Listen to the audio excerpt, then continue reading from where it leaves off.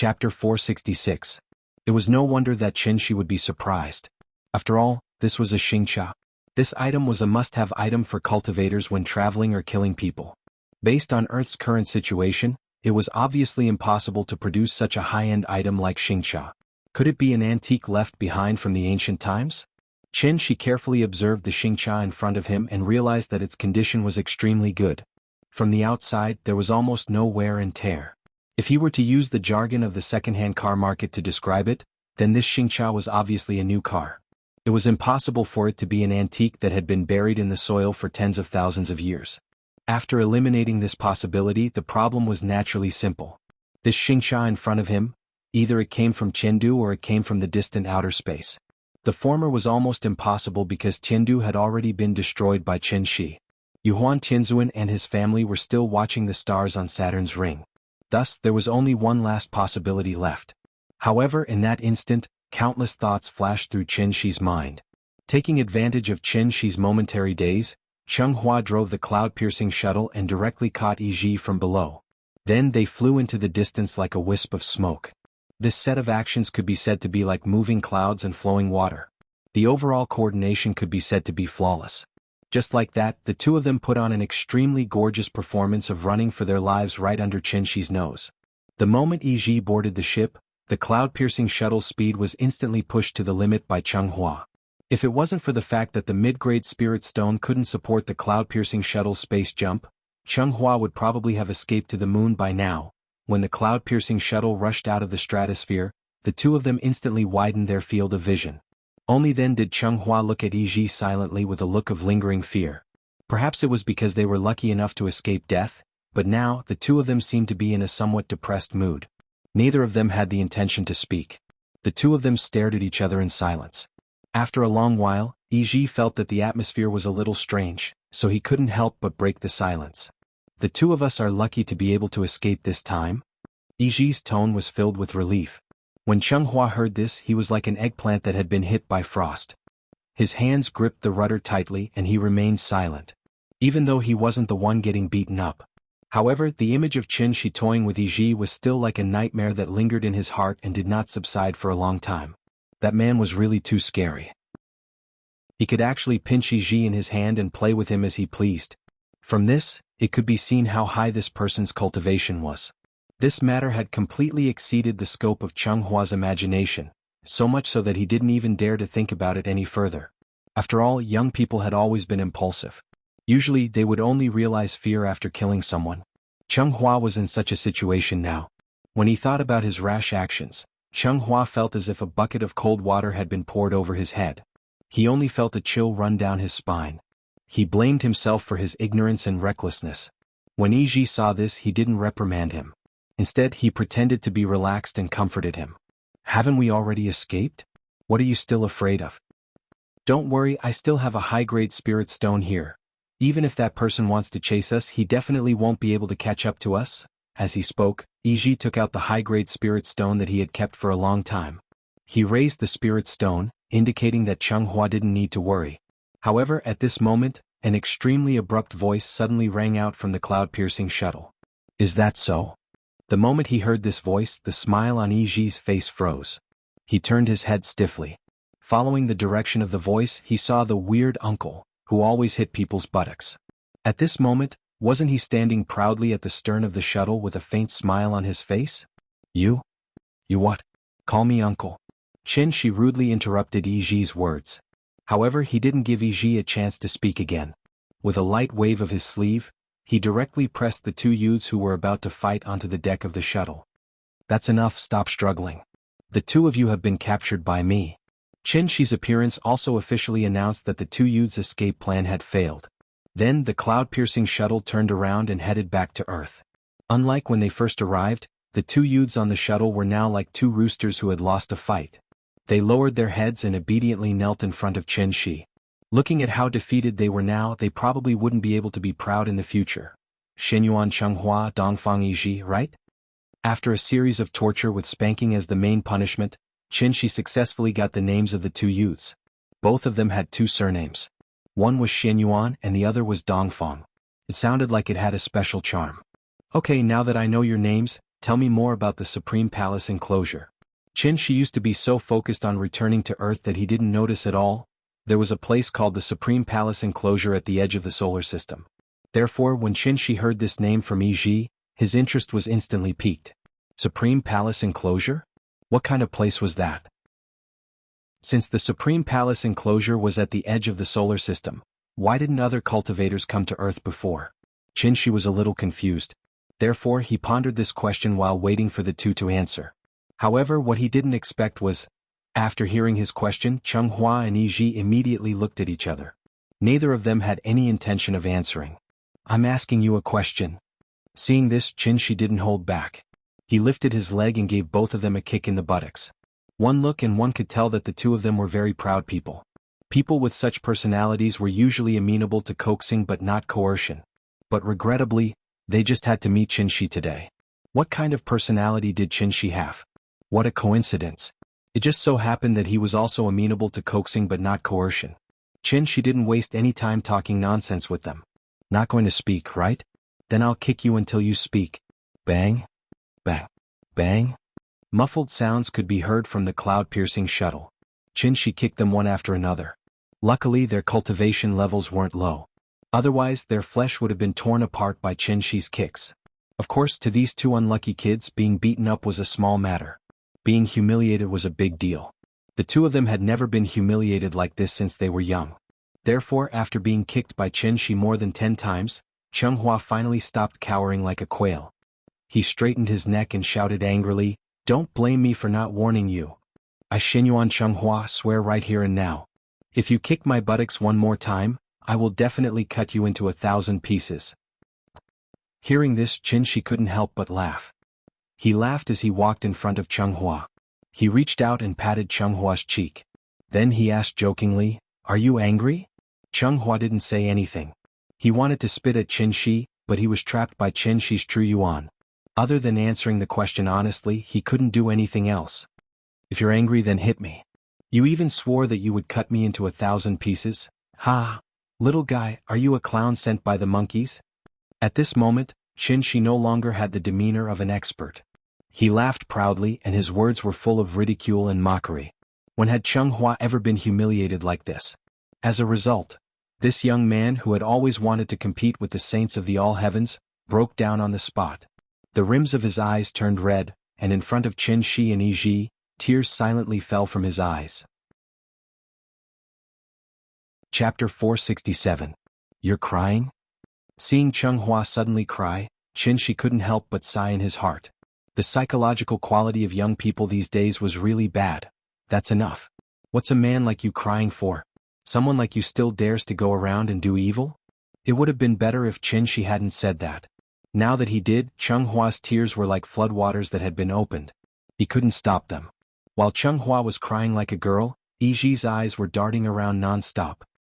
He saw that Qin Shi didn't seem to have any intention of harming their lives, so he mustered up his courage and begged for mercy. "Sir, we know our mistakes. Sir, please be magnanimous. Can you let us go today? I promise. We definitely won't barge into the Tianshu ruins again." Tianshu ruins? Qin Shi softly repeated this name. Then, he flicked his sleeves and turned to walk to the helm of the ship. "You've caused such a huge mess and you still want to leave? I can ignore the grudges between you and the United States, but, do you know who the woman you injured is?" Hearing this, Yi Ji's heart skipped a beat. Then he asked anxiously, "Who?" "She's my sister-in-law." After saying that, Qin Shi didn't give Yi Ji a chance to explain. He directly used his inner energy to lift the two of them off the cloud-piercing shuttle. The cloud-piercing shuttle had already returned to the ruins of the small town. When Qin Shi had arrived, he had already helped Qin Xueqing suppress her injuries. So, in the time it took for them to return, Qin Xueqing had already shakily stood up from the ground. It had to be said that her sister-in-law's current appearance was quite pitiful. What she was wearing was just the most common training suit. It was neither a defensive magical equipment nor a high-tech cloth that could not be torn or broken. Therefore, after being bombarded by Changhua at such close range, Qin Xueqing's training clothes were only left with a few rags. Blood continuously gushed out from the hideous wound. The dark red blood splattered on her snow-white skin, like plum blossoms blooming at the peak of a snowy mountain. Fortunately, the phoenix perch scorched tail box had exploded behind her, leaving her with a few pieces of cloth to cover up her embarrassment. But even so, his sister-in-law had exposed herself today. As for whether or not Qin had peeked at him when she came, only the heavens would know. Do you have any healing elixirs? Give it to me. Qin didn't stand on ceremony with these two brats. Although he told them to take it themselves, in reality he directly took out a sumaru mustard pouch from each of them. Seeing this, Yi couldn't help but open his mouth, intending to take the initiative to take medicine for Qin in exchange for better treatment as a captive. Who would have thought? Before he could open his mouth, Qin casually tore open his sumaru mustard pouch as if it were a plastic bag, tore it open. After seeing this scene, not only Yi but even Chonghua, who had tears in the corner of his eyes, couldn't help but open his eyes wide. It must be known that the sumaru mustard pouch was a magical equipment that could only be used after the owner had dripped a drop of blood on it. If the owner of the magical equipment didn't do it himself, then the bloodline imprint on it had to be erased through refining before the sumaru mustard pouch could be successfully opened. But now, Qin opened their sumaru mustard pouches so easily in front of them, then lowered his head and started rummaging through them. You. This time Yi was really frightened. After stuttering you 3 times in a row, he still couldn't squeeze out a complete sentence. You what? Call me uncle. Qin glared at him, then ignored these 2 unlucky brats. After taking out a faintly glowing elixir from the sumaru mustard pouch, he walked straight to Qin Xueqing. Qin Xueqing was resting by a broken pillar at this moment. Seeing Qin walking over with the elixir, she didn't stand on ceremony and swallowed it in one gulp. Needless to say, these 2 brats really had a lot of good stuff on them. The quality of this elixir was pretty good, probably almost a third of the medicinal properties of the Adumbra flower. Therefore, after Qin Wanqing took it, her originally pale face immediately became rosy at a speed visible to the naked eye. Thank you. Oh, I haven't seen you for a few days and you've learned to be polite. Qin replied with a smile. After carefully observing her condition, he immediately felt relieved. Her condition was still pretty good. After all, his sister-in-law was at the golden core stage. As long as her golden core wasn't broken, her physical injuries would naturally heal after a period of time. Qin started to help his sister-in-law recover, while Chonghua and Yi still hadn't recovered from their shock. My father said that only important people who have comprehended the true meaning of the word void can casually tear open the sumaru mustard pouch. You're actually a paragon? Because they were too shocked, even the usually steady Yi couldn't help but raise his voice when he said this. It sounded like a cat whose tail had been stepped on. It was only now that the 2 of them finally realized. The man in front of them who didn't have the slightest demeanor of an expert was actually a paragon with unparalleled cultivation? A paragon from the Tianshu ruins? Was there a mistake? The 2 of them were completely shocked by this sudden conclusion. Thinking about how he had just made a heart demon oath to kill a paragon, Chonghua couldn't help but tear up again. A newborn calf wasn't afraid of a tiger. That was because the calf didn't know how scary a tiger was. Once it realized how scary a tiger was, how could it not be afraid? Looking at the mysterious man in front of him, then looking at the woman who was covered in wounds, a sense of despair instantly spread rapidly in Yi's heart. It's over, this time it's really all because of you. Back to the Aot Nebula. Just as Chonghua and Yi were captured by Qin, a gigantic Xingcha arrived at the place where the 2 of them had been before. Compared to Chonghua's Xingcha, the Xingcha in front of them was like a cruiser. There were many people standing on the ship. As soon as the Xingcha stopped, a man who was obviously the leader turned around and walked into the cabin. Second madam, we're here.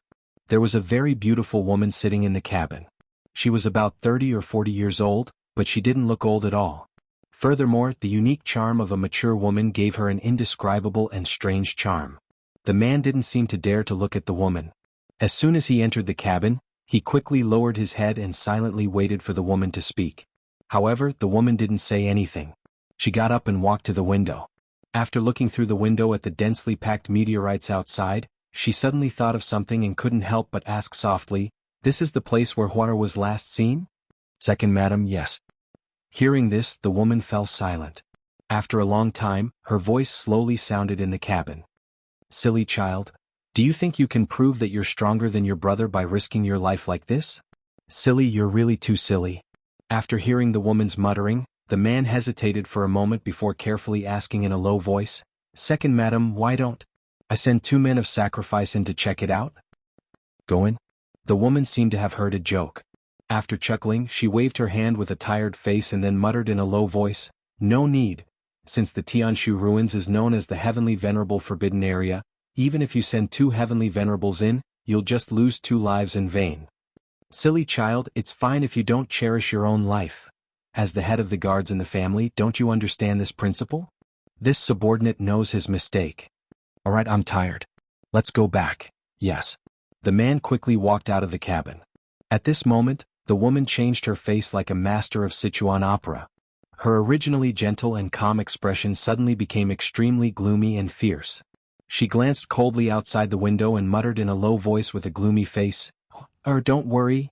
If something happens to you, Mother will definitely bury the entire Shenyuan family with you." Chapter 468. After Qin Shueqing recovered a little, Qin Shi was ready to depart with the 2 unlucky kids. However, just as they were about to leave, there was a small episode. The Americans, who didn't even see a shadow during the fight, saw that Qin Shi had settled everything and was ready to leave. They eagerly sent a messenger to negotiate with him.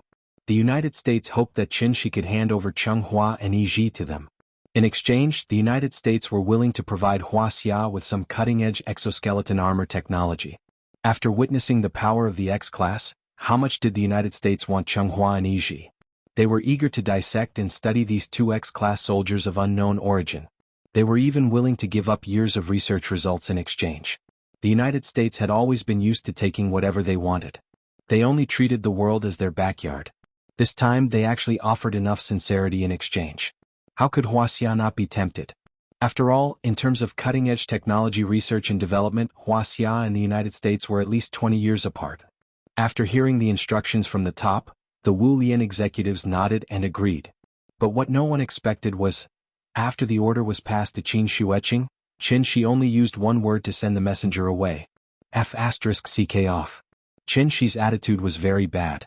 After the messenger heard this, he was as obedient as a grandson. He didn't even say a word and left on the spot. This kind of behavior really fit the old saying, these days whoever has the biggest fist has the final say. Without the nuclear bomb as a trump card, the United States couldn't even deal with Changhua and Yi. How would they dare to provoke Qin Shi, who easily captured the 2 brats? Therefore, the thousands of American soldiers could only wait obediently at the side and watch as Qin Shi and the others swaggered onto the cloud-piercing shuttle. Fuck. Chink. God. Damn it. In the battle command center, the colonel in charge of this battle was crazily smashing things. No wonder he was so angry. After all, not only did the target fly away, but the colonel also lost a complete rapid reaction force, causing him to become a commander without an army. No one would be able to swallow such an unlucky thing. However, other than screaming hysterically, what else could he do? Thinking of this, the colonel couldn't help but feel a sense of helplessness. And the appearance of the mysterious man was deeply imprinted in his heart. With Qin Shi's massive energy as the driving force, the cloud-piercing shuttle finally showed Changhua and Yi its true speed. In the blink of an eye, the cloud-piercing shuttle brought them back to Shangjing City. Ever since the 2 unlucky brats found out that Qin Shi was at least a supreme martial artist, they behaved extremely obediently. They didn't make a fuss and just quietly knelt on the deck with their heads lowered. Needless to say, this submissive and sorrowful appearance really won the 2 of them the generous treatment of captives. Qin Shi couldn't be bothered to deal with them personally. After temporarily sealing their cultivation, he directly handed them over to Qin Shueqing. Since the injuries on Qin Shueqing's body were caused by the 2 of them, whether he wanted to kill or torture them, he had to listen to the opinions of the victims first, right? Qin Shi originally thought that with his sister-in-law's temper, she would kill the 2 of them on the spot to vent her anger. Who would have thought? After Qin Shueqing seriously considered it, she said with a serious face, "My martial cultivation has already reached a bottleneck. Right now, I need to continuously train myself through actual combat in order to successfully break through. Both of their cultivations are pretty good. They're very suitable for practice." After hearing this, Changhua and Yi couldn't help but raise their heads and look at each other. Then, a trace of despair flashed across their eyes. Was she going to use them as human punching bags? It's over. Their future days would probably be worse than death. Qin Shueqing was injured and still needed to rest for a period of time to fully recover. Hence, Qin Shi brought her back to the courtyard and instructed her not to run around before turning to leave. It was now 2:30 in the afternoon. There was still an hour and a half before Nian Yan's school ended. It was rare that Qin Ruoying was in the mood today. She originally wanted to accompany Ying to walk around Summer Palace and cultivate their relationship so that he could climb into her bed as soon as possible. In the end he was delayed by the two brats. Wasn't it already too late? She was very depressed. After finding Qin Ruoying through the road sign that he left on her body, he directly rushed towards Qin Ruoying's direction. Qin Ruoying did indeed go to Summer Palace. But when Shi arrived, she had already left the park and was alone in a taxi. Chem? Where is Ying going? Didn't we agree to wait for me to come back to find her? Logically speaking, Qin Ruoying would not run around. But she stood her up first, so even if Qin Ruoying was angry and ran around, it would still make sense. Now that Qin Ruoying had already gotten into the car, it was obviously inappropriate for Shi to appear to look for her. Thus, Shi could only follow behind the taxi, wanting to see where Ying was going. After getting into the car, Qin Ruoying sat in the back without saying a word. She quietly looked at the traffic outside the window. She secretly flew not far from the taxi, silently looking at the beautiful face that he yearned for day and night. The car continued to move forward in the rolling traffic, but the hustle and bustle of Shangjing City had nothing to do with them. Finally, the car stopped. She looked up and realized that Ying had actually returned to the capital high school. At this moment there was still half an hour before Nianyan's school day. After Qin Ruoying got out of the car, she quietly stood by the side of the road, waiting patiently like many other parents. Ying is going to pick up Nianyan from school? After seeing this scene, she could not help but feel a surge of warmth in his heart. He really did not expect. Even if she had lost her memory, even if she did not have his company, Ying actually knew to pick up Nianyan from school on time. Thinking of this, she could no longer hold back the excitement in his heart. He hurriedly deactivated his breath control technique and then pretended to be a normal person. After panicking, he appeared from the corner of the street and ran straight to Qin Ruoying's side. Ying, I couldn't accompany you to Summer Palace today, I'm sorry? She smiled and explained. Hearing this, Qin Ruoying silently looked at him, then turned to look at the school building in the distance. Not sure if it was an illusion or not. At that moment, she seemed to have seen Qin Ruoying lightly nod her head. She seemed to have heard his apology. Chapter 469. Between heaven and earth, life is like a white steed passing by a crack, suddenly. After this matter, Qin Shi and his family's life gradually returned to normal. The long river of time hurriedly passed by. In the blink of an eye, it was the end of the year. Today was February 3rd, the day before New Year's Eve. Although it was not yet a legal holiday at this time, most of the migrant workers had already returned home. Without the support of the people at the bottom, the big Shangjing suddenly became deserted. There weren't many people in the first place, but today it was raining and snowing. As the cold wind blew, it gave the capital of the country a bleak feeling. Why was the new year feeling more and more faint? In recent years, housing prices had skyrocketed, so many people had to bear a huge mortgage because of this. People like Qin Shi, who stood at the top of the pyramid and did not need to worry about their lives, were a minority. The general public still had to worry about their livelihood every day. Life was not easy. Even during the New Year holidays, most people hoped to be able to work overtime to earn a sum of money. After all, the New Year overtime pay was high, right? Under such great pressure, how could people show the usual heartfelt smile on their faces? Hohai Ice Rink was deserted, and the bars on the street were basically closed. In the past, they looked forward to the new year. Now they were enduring the new year. Qin Shi did not want the little girl to suddenly feel that the new year was the most boring time of the year when she thought about it many years later. Therefore, he used the new year shopping and buying new clothes as an excuse to invite Qin Ruoying to go shopping together. Through careful observation during this time, Qin Shi had already figured out Ying's current style of doing things. She did not care about anything, but she cared about the little girl. Therefore, as long as Qin Shi used the little girl as an excuse and let the little girl act like a spoiled child on the side to assist him, there was a great possibility that he could persuade Qin Ruoying to go shopping with him. Although there were not many people on the street, there was a sea of people in the shopping mall. Nianyan hadn't been as happy as she was today since she started going to primary school. Although the little fellow's IQ was constantly improving, she was still young after all. So when she saw the children's air cushion toys in the middle of the mall, the little fellow couldn't wait to pull Qin Shi and run over there. Although Nianyan was now the class leader and was incomparably awe-inspiring in class, she was still like an ordinary child in this inflatable castle.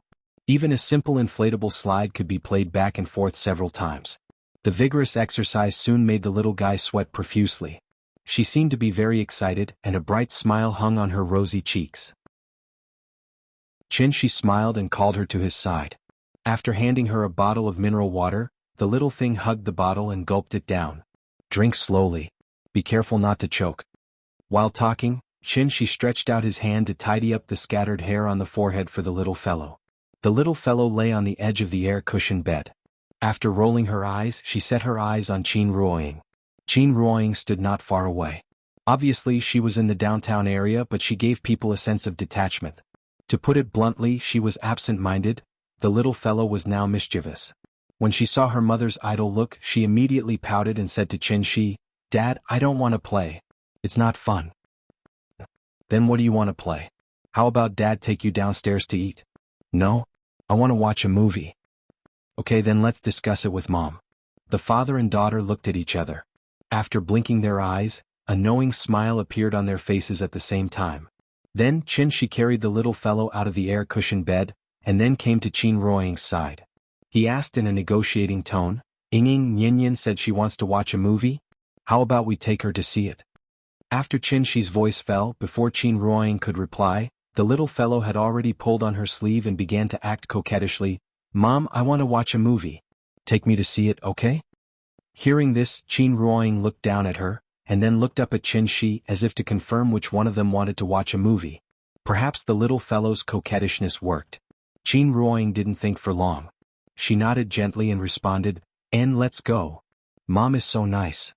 The little fellow happily rubbed her head against her hand a few times. Then she secretly turned her head and stuck out her little tongue at Qin Shi. Looking at this posture, this little fellow seemed to be asking for credit from Qin Shi. Qin Shi took out his phone to look at the recent movies. He found that only White Snake Origins was suitable for a family to watch, so he decisively booked 3 tickets. Before the new year, everyone was busy going home to celebrate the new year.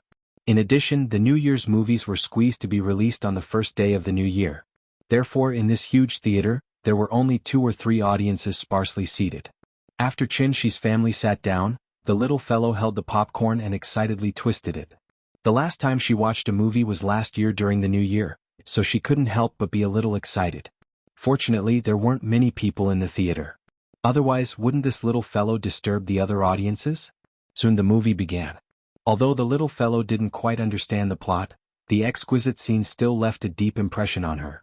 The red leaves of Snake Catcher Village were like fire, and the scenery was picturesque. Yongzhou City was brightly lit and full of colorful lights. The moment the white snake revealed its true form, the little fellow couldn't help but let out a cry of surprise. Although the story was still the same old story, after the movie ended, Qin Shi didn't immediately get up and leave with his wife and daughter. Instead, he sat in his seat and silently reflected on it. He didn't expect that a random movie would coincidentally hit the soft spot in his heart. The movie might not be very good, but it happened to reflect the viewer's heart. The mountains and rivers are easy to shake, this feeling is like a chisel. 1,000 years in a glance, the love of the previous life. In particular, the sentence, "Thank you, husband," at the end of the Easter egg unintentionally and deeply touched Qin Shi. That's right, for real lovers. A mere 500 years? What was the big deal? No matter where he is in the world, no matter what he looks like, no matter whether he remembers me or not, I have to find him because I remember. This sentence was what Qin Shi wanted to say the most. Thinking of this, he couldn't help but turn his head to look at Qin Ruoying next to him. Wasn't the face that had haunted his dreams right in front of him right now? He didn't know why. At that moment, Qin Shi suddenly reached out for Qin Ruoying's hand as if at the behest of gods and demons. It was warm and moist. Qin Shi was stunned. Because he just realized, Ying didn't want to dodge? Qin Shi couldn't help but feel a little surprised, so he subconsciously squeezed her soft and boneless hand, as if he wanted to make sure that he wasn't dreaming. There was no doubt that his behavior obviously annoyed Qin Ruoying on the spot. She snorted coldly and immediately stood up from her seat. Then, she carried the confused little fellow and quickly left. "Hey Ying, wait for me." Qin Shi didn't have enough fun and Qin Ruoying turned hostile. Qin Shi had no choice but to put on a bitter face and began to think about how to absolve himself of his rogue behavior. Chapter 470. By the time Qin Shi and his family returned home, the originally gray sky was already covered with a layer of darkness. Looking at the situation, It was estimated that the sky would be completely dark before 5 o'clock. The taxi stopped at the entrance of Dongming Alley. As soon as she got out of the car, the little girl couldn't wait to carry her bag and then ran into the alley like a wisp of smoke. She was in a hurry to go home and change into new clothes. Nyin, run slower. Be careful not to fall. She smiled and reminded her, then went to the back door. With one hand holding the door, he pretended to be a gentleman and bowed to make a pleased gesture. Seeing this, Qin Ruoying acted as if she didn't see him. After getting out of the car from the back, she slightly raised her delicate chin and walked into the alley with a cold face. Needless to say, Ying must still be angry with him at this moment. She smiled bitterly and shook his head. Then he hung all the bags of New Year's goods on his body and walked into the alley alone. However, the moment he stepped into the alley, the little girl's clear and pleasant voice suddenly sounded from the depths of the alley. "Uncle, who are you looking for?" The little girl blinked her eyes and looked at the uncle in front of her who seemed to be familiar. After looking up and down, she couldn't remember where she had seen him before. "Ha! Uncle specially came today to give you a New Year's greeting? What? We haven't seen each other for only a few months and you don't recognize your uncle?" She was not a peeping Tom, so naturally, it was impossible for him to use his divine sense to observe the surrounding movements at all times. So, when he heard the little girl's voice, he released his divine sense to observe carefully. The visitor who was called uncle by the little girl, it was actually Jiang Yan who hadn't shown up for a long time. Like Jiang Yan was also carrying bags of various sizes. However, the bags in his hands were not as exquisite as the ones in Shi's hands. However, it was also these seemingly ordinary woven bags that faintly emitted an indescribable and peculiar fragrance. The little guy smelled the fragrance in the bag, so he couldn't help but poke his head in, as if he wanted to know what was inside. "Nyin, look, Uncle brought you a lot of good things today." As he spoke, Jiang Yan bent over and opened the bag. He took out a luminous pearl the size of an adult's fist and handed it to the little guy. "Wow, so beautiful." This luminous pearl was slightly different from ordinary luminous pearls. Its light was not the common blue and green, but an extremely rare milky white. The little guy held the night luminescent pearl in front of his eyes. After looking at it carefully as if he had found a treasure, he ran excitedly to Qin Ruoying's side and held the night luminescent pearl up high as if he was presenting a treasure. "Mom, look, it's a night luminescent pearl." The little fellow loved this luminous pearl so much that he couldn't bear to part with it. Seeing this, Qin Ruoying looked at Jiang Yan cautiously. She didn't know Jiang Yan. However, her instincts told her, the person in front of her was not a good person. Therefore, Qin Ruoying took a step forward without leaving a trace and shielded the little fellow behind her. How smart was Jiang Yan? After seeing Qin Ruoying's vigilant action, he immediately smiled and took a few steps back, indicating that he definitely didn't have any ill intentions. You wouldn't know if you didn't compare, but you would be shocked once you compared. Qin Ruoying's attitude towards She was already bad enough, right? However, to a stranger like Jiang Yan it was even worse. She didn't even bother to look at Jiang Yan. She hugged the little guy and walked into the courtyard. Luckily, just as Jiang Yan was feeling awkward, the person in question appeared. "Oh, where's the rare guest?" Just like a cook who had just returned home from grocery shopping, She glanced at the woven bag beside Jiang Yan and said to Jiang Yan casually, "What's the matter? Let's talk inside." Just like neighbors greeting each other, She casually greeted Jiang Yan and turned to enter the house. He didn't stand on ceremony at all. However, Jiang Yan felt uncomfortable. They hadn't seen each other for half a year, but this old man acted as if he didn't know Shi. Jiang Yan timidly wanted to follow him, but just as he took a step, he suddenly retracted his leg as if he had been electrocuted. Shi noticed that something was wrong with him, so he turned around and asked, "What's wrong?" Hearing this, Jiang Yan quickly squeezed out a smile and said with a forced smile, "Nothing, I just came to give you a New Year's greeting. Looking at your wife, she seems to have just woken up. If that's the case, I won't disturb you. These are all gifts I brought from Daiyu Island. They're just some cheap local specialties. I hope you can accept them as a token of my sincerity. I wish you a happy new year in advance." Shi and Jiang Yan were considered acquaintances, so he always felt that Jiang Yan's behavior today was a little strange. However, he couldn't pinpoint exactly what was strange, but he vaguely felt that Jiang Yan seemed to be a little afraid of him. "Okay, I'll accept these things. If you don't come in and have a seat, then I won't keep you. Go ahead and do your thing." She didn't stand on ceremony with him. After waving his hand and sending all the local specialties brought by Jiang Yan to the courtyard with his true essence, he turned around and walked into the courtyard. Qin Shi entered the house. After the door was gently closed, a strange expression suddenly appeared on Jiang Yan's face. Jiang Yan looked deeply at the door in front of him as if there was still a lingering fear in his heart. After that, he quickly walked out of the alley without batting an eyelid. It was the same as last time. After Jiang Yan walked out of the main street, Jiang Jingqing's figure suddenly appeared in front of him. However, it was different from last time. This time, before Jiang Jingqing could speak, Jiang Yan grabbed his arm and dragged him forward quickly. "What's wrong?" Jiang Jingqing was a little confused. Just as he was about to ask, Jiang Yan growled and stopped him. "Shut up, let's go." After saying that, Jiang Yan waved his sleeves and directly pulled Jiang Jingqing away from Shang Jing as fast as he could. Jiang Yan dragged Jiang Jingqing along for half an hour before finally coming to a stop. After that, Jiang Yan said to Jiang Jingqing in a very serious tone, "I saw him." "Oh? What's the situation with him now?" "If it weren't for the news from the United States, I'm afraid we wouldn't even know that he's back." At this point, Jiang Jingqing seemed to have thought of something and couldn't help but mutter in confusion. The news from Celestial Capital said that he fought with the 3 Celestial Venerables on Dragon Head Peak. Although he was severely injured, he was lucky enough to escape? Logically speaking, it's easier to go to heaven than to go to hell. If he didn't obtain the Soul Mirror, why would he suddenly return to Earth? The 9 Serenities information was passed down from Celestial Capital, so they were very clear about the situation when Qin Shi and Yuhuan Tianzuan first fought.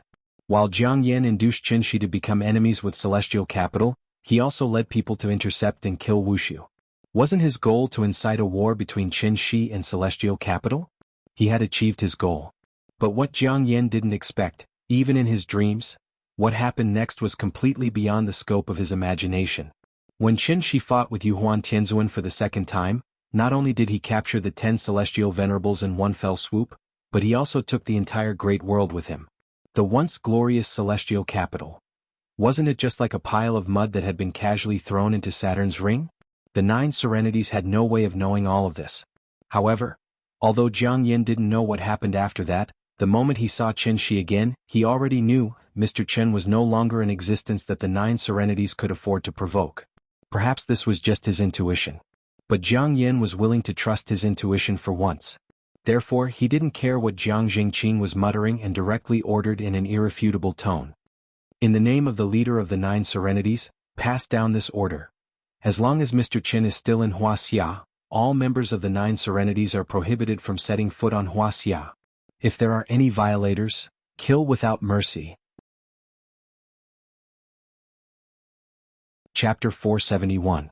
As for Jiang Yan's visit, Qin Shi didn't take it to heart. Although he still had some doubts about Jiang Yan's performance today, if he were to secretly follow him and find out what Jiang Yan was up to through tracking, monitoring, eavesdropping, and other means, wouldn't that be giving Jiang Yan too much credit? Qin Shi wasn't that bored. After all, no matter how shrewd Jiang Yan was, for the current Qin Shi, Jiang Yan was just an ant that needed a little effort to crush. No matter how strong an ant was, it was still an ant. The difference between a high-level cultivator and a middle-level cultivator was vividly displayed here. The two couldn't be described in the same sentence. If it were to be described in the words of a scientist, then Qin Shi and Jiang Yan were obviously not living in the same dimension. The essence of cultivation was evolution. Through continuous cultivation, even the weakest mortal might have a day where he could grasp the sun, moon, and stars. Back to Qin Shi's side. When he returned to the courtyard with big and small bags, an extremely strong true essence fluctuation suddenly came from the courtyard. Qin Shi looked up. Wasn't it his sister-in-law who was driving Xingqiao back? Qin Xueqing's injuries had already healed. Following her recovery, Changhua and Yiji also ushered in the darkest period of their lives. His sister-in-law was very stubborn. She clearly had a perfect cultivation method, but she just didn't use it. Instead, she only cared about exploring and studying it every day, hoping to use her own strength to open up a path of martial arts that belonged to her. This was a brand new path. At the same time, it was also a bumpy road full of thorns. Therefore, Qin Xueqing, in addition to constantly cultivating and accumulating true essence every day, also needed to test the results of her cultivation through a lot of actual combat. As for the actual combat opponents, weren't they the 2 brats who had been down on their luck for 8 lifetimes? The 4-way courtyard couldn't be used, so the sister-in-law would take the 2 brats out on a Xingqiao every day. Once they arrived at a remote and inaccessible place, she would have a good spar with them. Of course, rather than calling it a spar, it would be more accurate to call it a one-sided trampling. It should be known that Cheng Hua and Yiji's Sumeru mustard seed bags had already been confiscated by Qin Shi. Without the help of their magic treasures, how could the two of them be a match for Qin Shueqing by relying only on the 5 elements magic and some superficial martial arts? Qin Shi was a little worried before. He was afraid that his sister-in-law would be held hostage by the two of them, so he secretly followed them to observe. Who would have thought? The moment the sister-in-law came up, she started a series of smooth close-range combat, beating the two of them on the spot until they cried for their parents. It wasn't that Cheng Hua and Yiji hadn't planned to escape, but once they thought about the fact that behind Qin Shueqing stood a supreme martial artist like Qin Shi, the two of them suddenly felt that their legs couldn't exert any strength. They couldn't beat her and they couldn't run. What else could they do?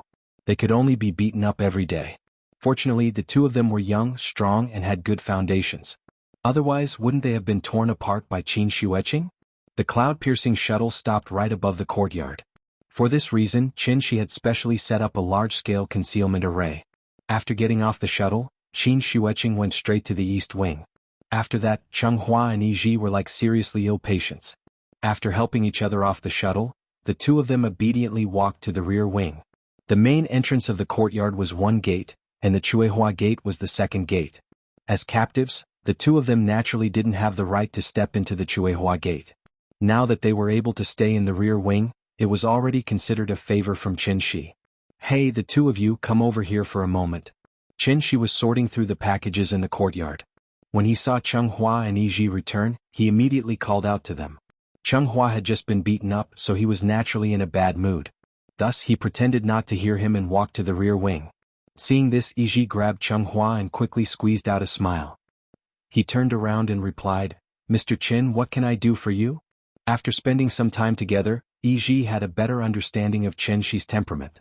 It was different from what he had imagined. Qin Shi usually didn't put on any airs. If he hadn't seen Qin Shi's ability before, Yiji wouldn't have believed it at all. The man in front of him who was busy taking care of the children and cooking all day was actually a supreme martial artist. What made Yiji feel even more strange was, the supreme martial artist had always been elusive in the Supreme Palace enclosure, and was comparable to a mythical existence. However, in this strange family, Qin Shi was the easiest to talk to. He was as amiable as the uncle next door, without any dignity or airs. Otherwise, how could Qin Shi tolerate Cheng Hua's attitude in front of him? After the two of them walked to the center of the courtyard with their heads lowered, Qin Shi said to them, "Tomorrow is New Year's Eve. Do you know about New Year's Eve? It's a day for the family to reunite here. It only happens once a year." Yiji didn't understand the customs of Wuxia, so he naturally didn't understand what Qin Shi meant. Thus he asked carefully, please forgive me for being slow-witted. What do you mean by this?" "According to our customs here, no matter what you do outside on New Year's Eve, you should go home for the new year." Hearing that, Yiji couldn't help but be delighted. He hesitated for a moment before suppressing the excitement in his heart and asked with a nervous expression, "Sir, are you letting us go home?" "Go home?" Qin Shi looked at Yiji in surprise. He couldn't help but wonder if this child had been beaten silly by Qin Shueqing. How is that possible?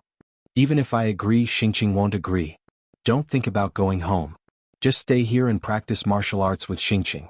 It's good for both of you anyway." At this point, Qin Shi seemed to have suddenly thought of something. He couldn't help but rub his chin and began to wonder if his way of treating the captives was too friendly. Why did it feel like he was educating someone else's child? Forget it. It's rare that we're here for the new year.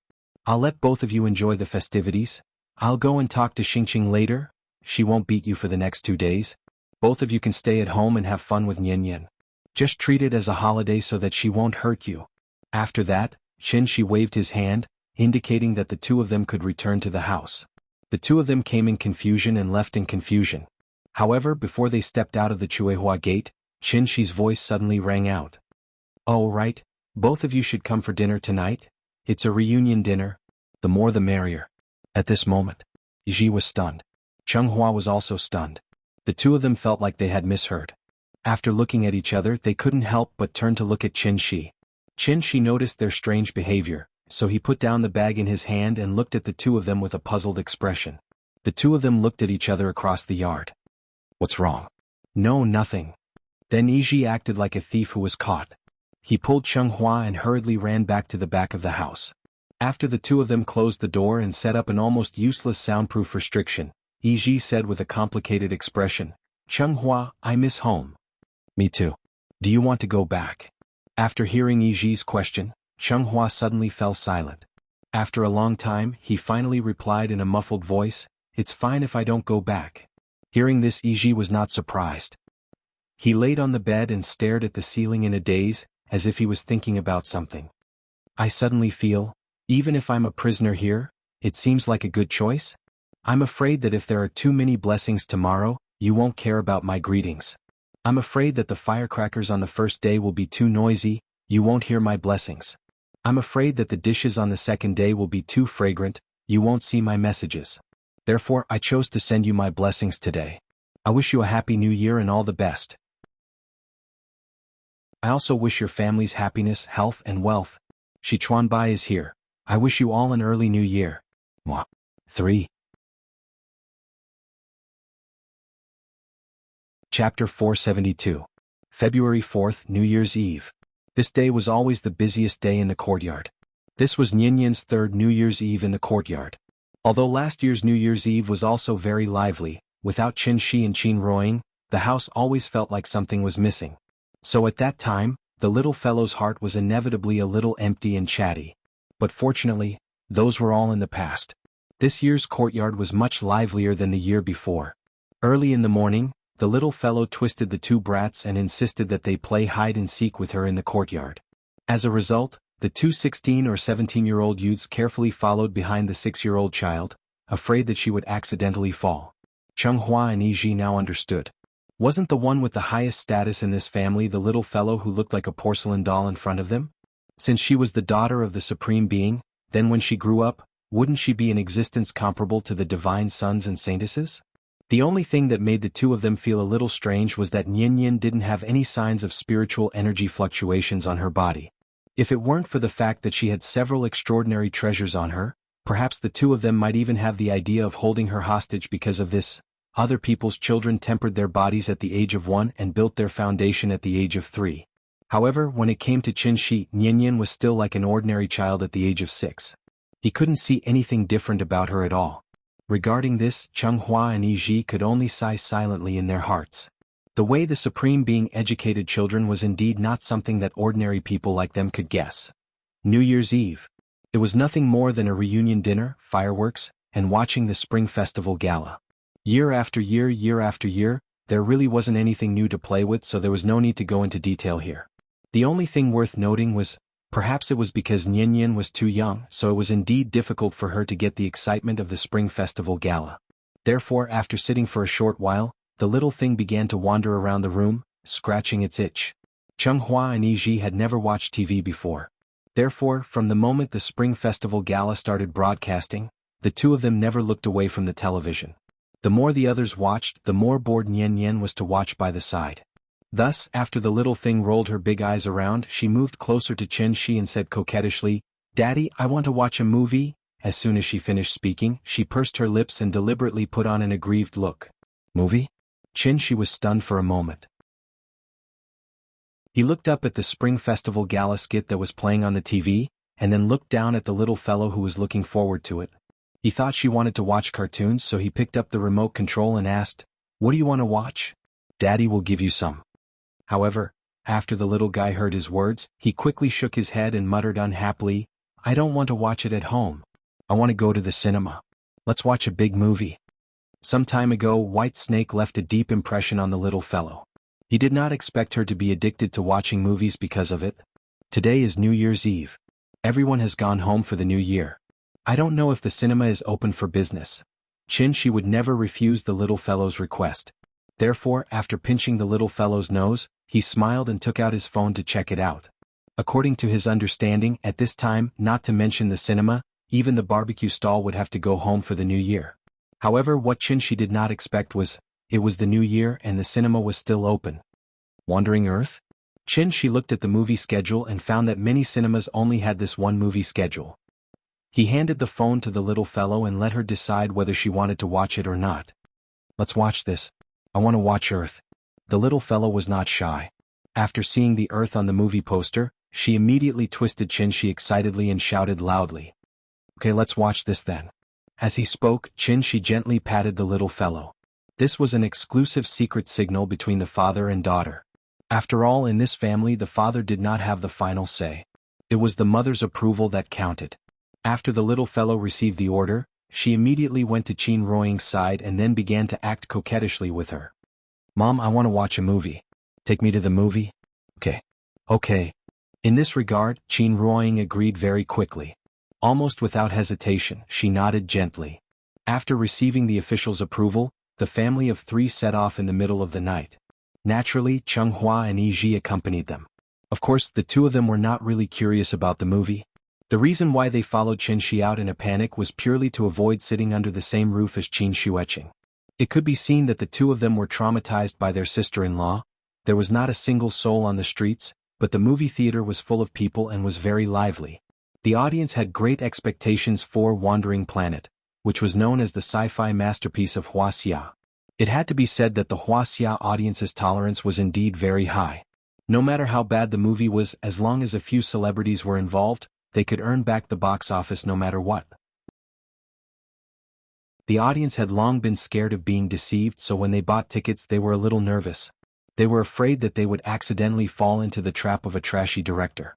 Fortunately, it was not a scam this time. It was finally worth the ticket price. Didn't Chenghua and Yi just pass by Jupiter a while ago? Therefore, when the two of them saw the realistic and spectacular special effects on the big screen, they were immediately shocked by everything in front of them. Yi, is this the entertainment method of a low-level technological civilization? It seems to be very different from what we imagined. Well, it seems that a low-level technological civilization is not without merit. Even if there is no supreme existence like Mr. Chen, with the accumulation of their own civilization, they would probably be able to control the entire Tianshu ruins within 1,000 years. While watching the movie, the two of them secretly communicated with their divine senses. It was only at this time that the two of them could speak freely and say what they were thinking. The two of them only thought that they could use a secret technique to block Qinshi's perception, but they did not think that, since they could use a secret technique to block Qinshi's perception, how could Qinshi not use a secret technique to eavesdrop on their conversation? Supreme Palace Enclosure. Unlike Earth, the Supreme Palace Enclosure was not spherical. Instead, it was a continental plate floating in the universe. At the end of the land was the universe. This was the so-called square sky and square Earth. In addition, an existence similar to the Supreme Palace Enclosure was actually very common in the universe. When Qinshi was in the Heavenly Jade Realm, he had once been in charge of a sacred cultivation ground similar to the Supreme Palace Enclosure. That was why he was given the title of Divine Lord. Divine Lord Qinshi was the actual ruler of this sacred ground. Therefore, sometimes one only needed to directly judge the level of a sacred ground based on the ruler's title. Sacred cultivation grounds were also divided into good and bad. Among them, the best was naturally a mother planet like the Heavenly Jade Realm that could continuously produce spirit chi of heaven and earth. A little lower was the current Earth, which was the Tianshu ruins that Chenghua and Yi spoke of. Next was the Supreme Palace Enclosure. Just like the Great World, the Supreme Palace Enclosure itself was not a planet. Therefore, no matter how prosperous it was now, it would inevitably fall into desolation one day, just like Earth when its spirit chi was exhausted. The day the spirit chi was exhausted was the moment the Supreme Palace Enclosure welcomed the arrival of Doomsday. Of course, this process of exhaustion usually took tens of thousands of years, so there was no need to worry too early. The reason was very simple. After all, no matter how long cultivators lived, how many of them could successfully live for tens of thousands of years? Yesterday was the reunion year, today was the reunion year, and the day after tomorrow was the reunion year. Originally, he wanted to relax for the next few days, but after thinking about it, he still felt that he should not stop updating, so he forced himself to get up and continue writing. In short, I wish everyone a happy new year. Remember to use the tickets if you have them. Monthly tickets, recommendation tickets, rewards, I will not reject any of them. I have never asked for these things. After all, with my current results, even if you vote for me, I won't be able to get on the list. However, it's the new year, so the data should look better, right? It's just for the sake of celebration. Thank you in advance, big shots, moi, 3. Oh, right, Wandering Earth is really not bad. There are flaws, but it's still acceptable. After all, this is just the beginning. I used to write science fiction and have always liked watching science fiction movies, so I'm very happy that China can produce such a science fiction movie. If you encounter a troll during the movie who keeps picking on you and saying things that are unscientific and unreasonable to disgust you, then please respond to him decisively. Autobots transform. Do you believe that I, Thanos, will destroy you with a snap of my fingers? Chapter 473. The movie was pretty good. At least the little girl didn't fall asleep. After watching the movie, she even excitedly twisted around Qin-Shi and said, "Daddy, space is so beautiful. When are you going to bring me to pick the stars?" In response, Qin-Shi didn't just brush her off. Instead, he told her seriously, when she turned 18 he would definitely fulfill his promise and bring her to pick the stars and the moon in space. Daddy is the best. Could this promise be fulfilled? For the little girl, this wasn't important at all. In reality, she just wanted to hear her father make a promise to her seriously. Every time this happened, her face would naturally reveal a pure smile that could melt a person's heart. She was happy because her father agreed to her request. The little girl was extremely happy, but Cheng-Hua and Yi were like mute people who had eaten Chinese medicine. They felt bitter and frustrated. After all, a good cloud-piercing shuttle was stolen just like that. Anyone would be depressed, right? This movie was 2 hours long, so when Qin-Shi and his family left the theater, it was already 2 in the morning. February 5th, early morning. A new year had quietly arrived. The little girl yawned and then laid on Qin-Shi's shoulder like a koala bear. She soon fell asleep. Hearing the sound of steady breathing, Qin-Shi couldn't help but reveal a faint smile on his face. The wind on the street was very light. It was as if everything was silent. Shangjing, known as the city that never sleeps, finally quieted down. Only the roar of cars could be heard from time to time, telling the passers-by about the city's past glory. This New Year's Eve was still considered perfect and happy. At the beginning of the new year, everything was renewed. After the bustling new year, the little girl started her school life again. Once the child went to school, the parents naturally had more free time. Qin-Shi originally planned to go back to his old business, but without a capable manager like Qiao Yuan, he didn't want to waste time and effort running the tea house, so he just closed it. Now, other than sending Yin to and from school every day, Qin-Shi didn't have a reason to go out anymore. Therefore, he stayed at home all day thinking about how to win over his wife. Although he said he was trying to win over her, he was actually strolling around with Qin Ruoying every day. Today they strolled from the west gate to the east gate. Tomorrow they strolled from the south gate to the north gate. They really went through every nook and cranny of Shangjing. During this time, it wasn't that Qin-Shi didn't think about how to retrieve Ying's memories. But the soul mirror was like a dead phone. No matter what Qin-Shi did, she couldn't activate it. Qin-Shi had no choice but to make a trip to Saturn's ring and conduct a friendly interview with Heavenly Venerable Yu Huan. Although Chengdu had lost its hometown, it still retained most of its high-end combat power. Therefore, Yu Huan Qinzuan tried to use the secret of the soul mirror as an exchange in exchange for better treatment as a captive. One had to know that Saturn didn't have abundant heaven and earth spirit qi. If they were trapped here for a long time, even Yu Huan Qinzuan would end up like a lamp that had run out of oil, let alone a divine general with a lower cultivation. Yu Huan Qinzuan thought that his request wasn't excessive at all, but he didn't expect. He had just made the request, but Qin-Shi had flatly refused. Her attitude was very firm and there was no room for negotiation. "Impossible, don't mention this again. As long as I'm here, you'll never be able to return to Earth." Because of this, Yu Huan Qinzuan's face alternated between green and white. If it weren't for the fact that he couldn't beat Qin-Shi, he would have already turned hostile and rushed up. Fortunately, Qin-Shi was not a homicidal maniac who treated human lives as worthless. Therefore, before Heavenly Venerate Yu Huan could do anything in his desperation, Qin-Shi had directly proposed the solution that he had thought of previously. "Don't think about Earth, the moon is a good place. You know the moon? It's the moon in the sky. Before I came, I already confirmed that as long as there is a spirit chi tied on Earth, a part of the spirit chi will surge to the moon. Although it's not much, it's enough to maintain your daily cultivation." Yu Huan Tianzuan was naturally very dissatisfied with Qin-Shi's arrangement. But, so what if he was dissatisfied? As the saying went, one had to lower their heads under the eaves. If he really angered Qin-Shi, it wouldn't be a problem of whether there was enough spirit chi, but a problem of whether Qindu could continue to exist. Yu Huan Tianzuan compromised. Therefore, Qin-Shi undid the seal that was previously set, and then led the group of Qindu people to fly to the moon. At the same time, the Haute Nebula at the edge of the solar system suddenly welcomed a visitor. The visitor was a young girl. She was about 15 or 16 years old, in the prime of her youth, so she looked really pretty. Although the young girl was not old, she was quite brave. She actually dared to drive Xingcha alone to this ancient forbidden area that everyone talked about. Of course, daring to come didn't mean that she was not afraid. Even before she got close to the meteorite belt, the young girl's face was already a little pale from nervousness. Brother Dongfang, are you there? As if to drive away the fear in her heart, the young girl stood at the bow of the ship and shouted loudly toward the forbidden area. There was no medium to transmit sound in the universe. Therefore, rather than saying that she was shouting, it was better to say that she was constantly instilling vital essence into the forbidden area. The universe was really too big. One had to know that the Oat Nebula was like an eggshell. It included the entire solar system, so how big was its volume? Compared to it, the young girl was so small that she could be ignored. So even if she used the voice transmission secret method, how far could her shout be transmitted? The young girl was extremely scared. She kept shouting, but there was no response from the forbidden area. No, Brother Dongfang will be fine. After shouting continuously for about 4 to 5 hours, the young girl finally despaired.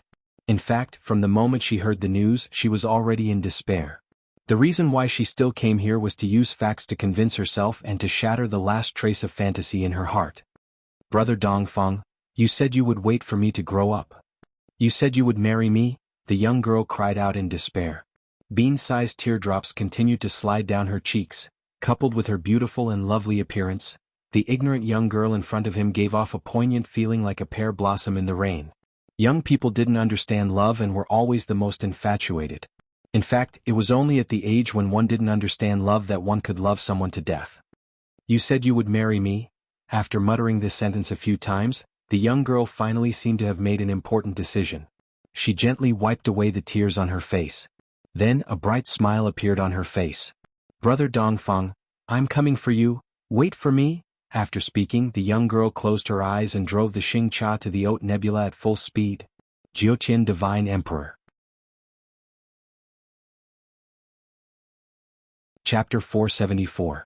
For the people in the Supreme Palace enclosure, the solar system was the supreme forbidden land in ancient myths and legends.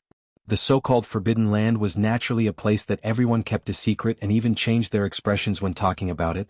Even if there was no one guarding it, there were always few people there, so many people might have never been there in their lives.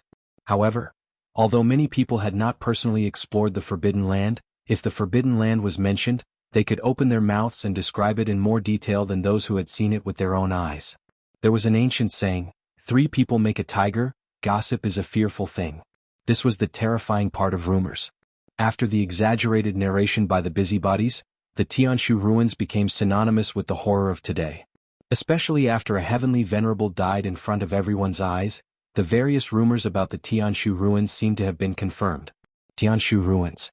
Heavenly venerable forbidden land. Even heavenly venerable level big shots could not step into it, who would complain that their life was too long and insist on breaking into the forbidden land again. Unless they did not want to live anymore. Therefore, when this infatuated girl confirmed that her brother Dongfang had entered the Tianshu ruins, she was so desperate and helpless. Was this love? Who knew? Anyway, there was no reason to be in love. Perhaps when she grew up, she would laugh at her foolishness today, but she would never regret her decision today. After all, she just happened to be at the age of the first awakening of love and met the person she liked. The girl gently closed her eyes. Then, with a calm smile on her face, she drove Xingcha quickly to the meteorite belt not far away.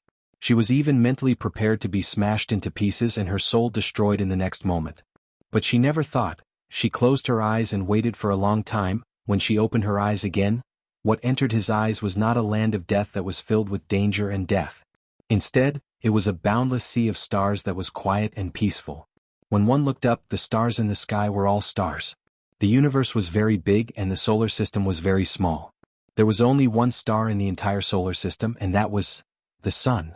Because it was too far away, in the eyes of the young lady, the sun was like a star, silently hanging in the pitch-black sky. She turned back to look at the Oat Nebula behind her. The dense comets blocked her view like a natural moat, completely separating the Supreme Palace enclosure from the Dubhe ruins. The girl stood at the bow of the ship and looked around, her eyes filled with disbelief. How could she enter the Tianshu ruins so easily? After a long period of calmness, the girl finally accepted the reality in front of her. Since she was fine, it meant The Tianshu ruins were not as dangerous as the legend said. Perhaps Big Brother Dongfang had already explored it. The girl instinctively wanted to chase after him. However, after thinking about it for a while, she suddenly turned the ship around and rushed back to the Oat Nebula. This place is too big. If I want to rely on my own strength to find Brother Dongfang, this is tantamount to looking for a needle in a haystack. No, I have to bring this news back. Unlike Cheng Hua's recklessness and greed, the young girl did not care about the final ownership of the Dubhe ruins. Therefore, when she confirmed that the Tianshu ruins were not dangerous, she wanted to bring this news back as soon as possible so that more people could help her find her brother Dongfang. While the girl hurried back to the Supreme Palace enclosure, Qinshi was not idle either. He arranged the Qindu group on the dark side of the moon. Therefore, from this moment on, Qindu was really floating in the sky. The thing to note here was, because while the moon revolved around the Earth, the moon itself was also rotating. In addition, its rotation period was the same as its rotation period, so no matter where you stood on the Earth and looked up at the sky, humans would always only see one side of the moon. As for the other side that could not be seen, it was called the dark side of the moon. In order to prevent Yuhuan Tianzuan from sneaking to the Earth, Qinshi also set up a large ceiling formation on the dark side of the moon. There was still a lot of high-end combat power in Tiandu. If they combined their strength, they might be able to break this formation by force. However, this place was too close to the Earth. Even if Yuhuan Tianzuan wanted to break the formation by force, Qinshi could immediately rush over to stop him. Therefore, after setting up the formation, Qinshi was completely relieved. At this time, Yuhuan Tianzuan seemed to have accepted his fate. Ever since the collapse of the big world, causing Qindu to be forcibly relocated to the solar system, Yuhuan Tianzuan was like a defeated rooster. He was dejected all day long and was no longer as elegant as before. It stood to reason that a proud person like Yuhuan Tianzuan would not completely lose his fighting spirit because of one failure. Qinshi guessed that there must be some secret. Therefore he arranged for the Qindu group to be on the moon. After fulfilling his promise that he would treat the remnants of Qindu well, he took the soul mirror and talked to Yuhuan Tianzuan again. Qinshi was prepared to extort a confession by torture, but he did not expect. Yuhuan Tianzuan was much more straightforward than he thought. Perhaps Qinshi was overthinking, but in short, he felt that Yuhuan Tianzuan was not too hostile to him now. Instead, he seemed to have a lot to say to him. Mutual appreciation? I'm afraid not. The two flew side by side to a nearby ring-shaped mountain top. Looking at the sparkling blue planet not far away, Yuhuan Tianzuan's tone was no longer as overbearing as before. Instead, there was an inexplicable sense of desolation. It turned out that, as early as 10,000 years ago, the Tai Ching ancestor left a prophecy that Tiandu would be destroyed one day. At that time, only the soul mirror could ensure that Tiandu's incense would continue to burn and pass down. In this regard, the 10 celestial lords of Tiandu naturally believed in it. It was precisely because of this that when Yuhuan Tianzuan learned that the spiritual qi of the lower realm had begun to recover, he began to plan to build a soul bridge and lead everyone back to Earth. The ancient immortal cultivators were forced to leave Earth, so it was natural for them to return now. Everything should have gone according to plan. Unfortunately, Qinshi's appearance caused Yuhuan Tianzuan to be forced to activate the Sun-Moon Star Array, and everything that happened afterward completely refreshed his worldview. It wasn't until the moment the 9 stars aligned that Yuhuan Tianzuan suddenly realized. Things were not as simple as the previous celestial lords had imagined. The Tai Ching ancestor must have hidden some shocking secret. In fact, there weren't many records of the Soul Mirror and the Sun-Moon Star Array in the ancient books left behind by the great ancestor. Even an outsider like Qinshi could see the extraordinariness of the Sun-Moon Star Array at a glance. How could the previous celestial lords of Tiandu not see through it? Therefore, the previous celestial lords all thought that the Sun-Moon Star Array was the last life-saving straw that the Tai Ching ancestor had prepared for Tiandu. Who would have thought the price of activating the array was so painful? Could this be the so-called trump card? Without needing the enemy to make a move, he would first destroy the foundation? During this period of time, Yuhuan Tianzuan had been thinking about why the Tai Ching ancestor would make such an arrangement. Combined with the ancient records that he had read in the Imperial Hall, coupled with his own personal experience, Yuhuan Tianzuan suddenly remembered a terrifying rumor that had been circulating since ancient times. The content of the rumor was actually very simple. That was the reason why the Tai Ching ancestor led the ancient immortal cultivators to the great world to establish Tiandu was not to save the common people from suffering, but to satisfy his own selfish desires. This Tai Ching ancestor, who was regarded as a god by the ancient immortal cultivators, In fact, he was a despicable person who pretended to be righteous. The holiday is over. The new year has begun. I will strive to write more words. At the same time, I wish everyone good luck in the coming year and get promoted and rich as soon as possible. Chapter 475. The Divine Ancestor had once said that when Tiandu was in danger, the formation could be activated to ensure the continuation of Tiandu's inheritance. Although the Sun-Moon-Star formation was very powerful, the most crucial part of it was obviously that seemingly useless Khanate Supreme Treasure, the sky-bearing mirror of floating dawn. In addition, there were many different opinions about the origin of this Khanate Supreme Treasure within Tiandu. Some said it was the Divine Ancestor's natal magic treasure, while others said it was inadvertently found in the depths of the void.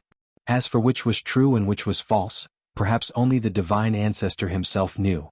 Successive celestial venerables had carefully studied the soul mirror, but no one could discover any secrets from it. Over time, this Khanate Supreme Treasure was completely reduced to a useless decoration. Yuhuan Tianzuan was ambitious and naturally would not easily believe that the soul mirror was useless. From the day he became a celestial venerable, he had been constantly thinking about how to take the soul mirror for his own use. In order to achieve this goal, Yuhuan Tianzuan had even flipped through all the ancient records related to the Divine Ancestor. In addition to some obviously official biographies, he had even searched for many unofficial histories from the people. Thus, Yuhuan Tianzuan gradually understood some of the secrets of the ancient times. What needed to be mentioned here was that as long as there was political power, there would inevitably be opponents. Tiandu was no exception. The Divine Ancestor was not a national treasure and could not be liked by everyone, so it was inevitable that there would be some thieves with evil intentions spreading rumors to slander the Divine Ancestor. It was from these traitors that Yuhuan Tianzuan had obtained this unofficial history that was close to a rumor. According to the unofficial records, the Divine Ancestor was not as glorious and great as people imagined. Instead, he was an out-and-out hypocrite, 10,000 times more disgusting than Mount Hua. History was always written by the victors. 10,000 years had passed, so how much of the past could the people of later generations remember? Wasn't it still just reading the ancient records left behind by the predecessors? In the official history, the Divine Ancestor's greatness did not need to be repeated, because he had long become a god worshipped by everyone in Tiandu. But in this unofficial history, the image of the grand pure Divine Ancestor was completely different from what everyone knew before. Even if his cultivation was unparalleled, he still had the heart of 5 poisons that everyone had: greed, anger, stupidity, hesitation, and doubt. It was precisely because of this that the Grand Pure One in the unofficial history was no longer a flawless ancient myth. Instead, he was more like a living person. In fact, whether it was official history or unofficial history, these were all written by people who had come before them. As long as it was recorded by someone, it would definitely have a certain degree of subjectivity. Not to mention, this unofficial history that could be said to be treasonous came from the Jiang clan's ancestor that had long since been listed as a sinner. The ancestors of the Jiang clan had always been enemies of Tiandu, so it was naturally impossible for them to respect the Divine Ancestor like the common people of Tiandu did. Therefore, Yuhuan Tianzuan originally did not take these fabricated unofficial histories seriously. It was not until the destruction of Tiandu that Yuhuan Tianzuan suddenly woke up. Could it be that the contents of this unofficial history were true? Unofficial history? Show it to me. Hearing this, Qin Shi's gossipy soul couldn't help but burn up. Just like how modern people were always full of curiosity about ancient emperors. Such a stunning figure like the Grand Pure One would naturally make Qin Shi yearn for him. He couldn't help but want to learn more from the mouths of others. After hearing Qin Shi's words, Yuhuan Tianzuan hesitated. After all, he was the head of the 10 celestial venerables and the current actual ruler of Tiandu. Wasn't the act of slandering the Divine Ancestor the same as smearing feces on him? Could it be that he had to praise, well smeared, so fragrant? Hurry up, what are you dawdling for? Just show it to me. I'm not a person of Tiandu. Are you afraid that I'll rebel after seeing it? Seeing that Yuhuan Tianzuan was somewhat hesitant, Qin Shi kept urging him. There was no other way. Yuhuan Tianzuan really couldn't persuade Qin Shi. He could only take out a palm-sized jade slip from his mustard seed bag with a hesitant expression. The so-called jade slip was the carrier that cultivators used to record important information. The content was neither words nor sound, but consciousness. Qin Shi snatched the jade slip from Yuhuan Tianzuan's hand and poured his divine sense into it. The information recorded in the jade slip immediately poured into his mind. Interesting. After silently digesting the information in the jade slip, the corners of Qin Shi's mouth couldn't help but reveal a faint smile. Just as Yuhuan Tianzuan said, the information in the jade slip was filled with a large amount of slandering of the Grand Pure One sacred ancestor. However, after excluding these slanderous words, the most important information was actually about the ancestor of the Jiang clan. Although the Jiang clan was very weak now, in ancient times, the ancestor of the Jiang clan and the Grand Pure One sacred ancestor were fellow disciples. The Grand Pure One sacred ancestor was so amazing. As his junior brother, how weak could the ancestor of the Jiang clan be? This even Jiang Yan didn't know much about. The name of the sect that the Grand Pure One sacred ancestor belonged to was no longer known, but there was no doubt that the earth of that era was indeed very powerful, far surpassing the current Tianxian. Of course, the earth at that time wasn't called Earth but was called Dubhe Realm. In short, it was an era where heroes came forth in large numbers. If it wasn't for the sudden depletion of the spirit chi of heaven and earth, there probably wouldn't be any modern humans. Logically speaking, since the ancestor of the Jiang clan and the Grand Pure One sacred ancestor were fellow disciples, how could his descendants be labeled as sinners by the sacred ancestor?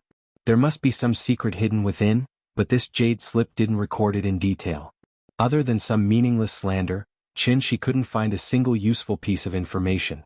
This kind of feeling was like someone exposing a celebrity's scandals on the internet. No matter what the rumor mongers said, how could they convince people without concrete evidence? Qin Shi held the jade slip in his hand and rubbed it carefully, as if he was thinking about something. One had to know that jade slips had always been used to record important information. How could they only record some baseless slander?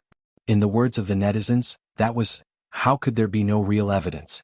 Thinking of this, Qin Shi couldn't help but pour his divine sense into the jade slip again, and try to find some useful information from it. This time he looked very carefully. He carefully studied the jade slip from the inside to the outside. And it was precisely because of this that Qin Shi actually managed to find a seal in this seemingly ordinary jade slip. The seal was very strange. It actually contained some of the true meaning of the word void, so that others couldn't discover its existence at all. In other words, only cultivators at the Dongshu realm could successfully read its contents. Yuhuan Tianzuan's cultivation was only at the mid-deity transformation stage, so even if the jade slip had been in his hands all this time, he didn't know that there were other contents hidden in the jade slip. Therefore, the moment Qin Shi discovered this seal, he already realized, what he was about to uncover could be a shocking secret that had been covered in dust for tens of thousands of years.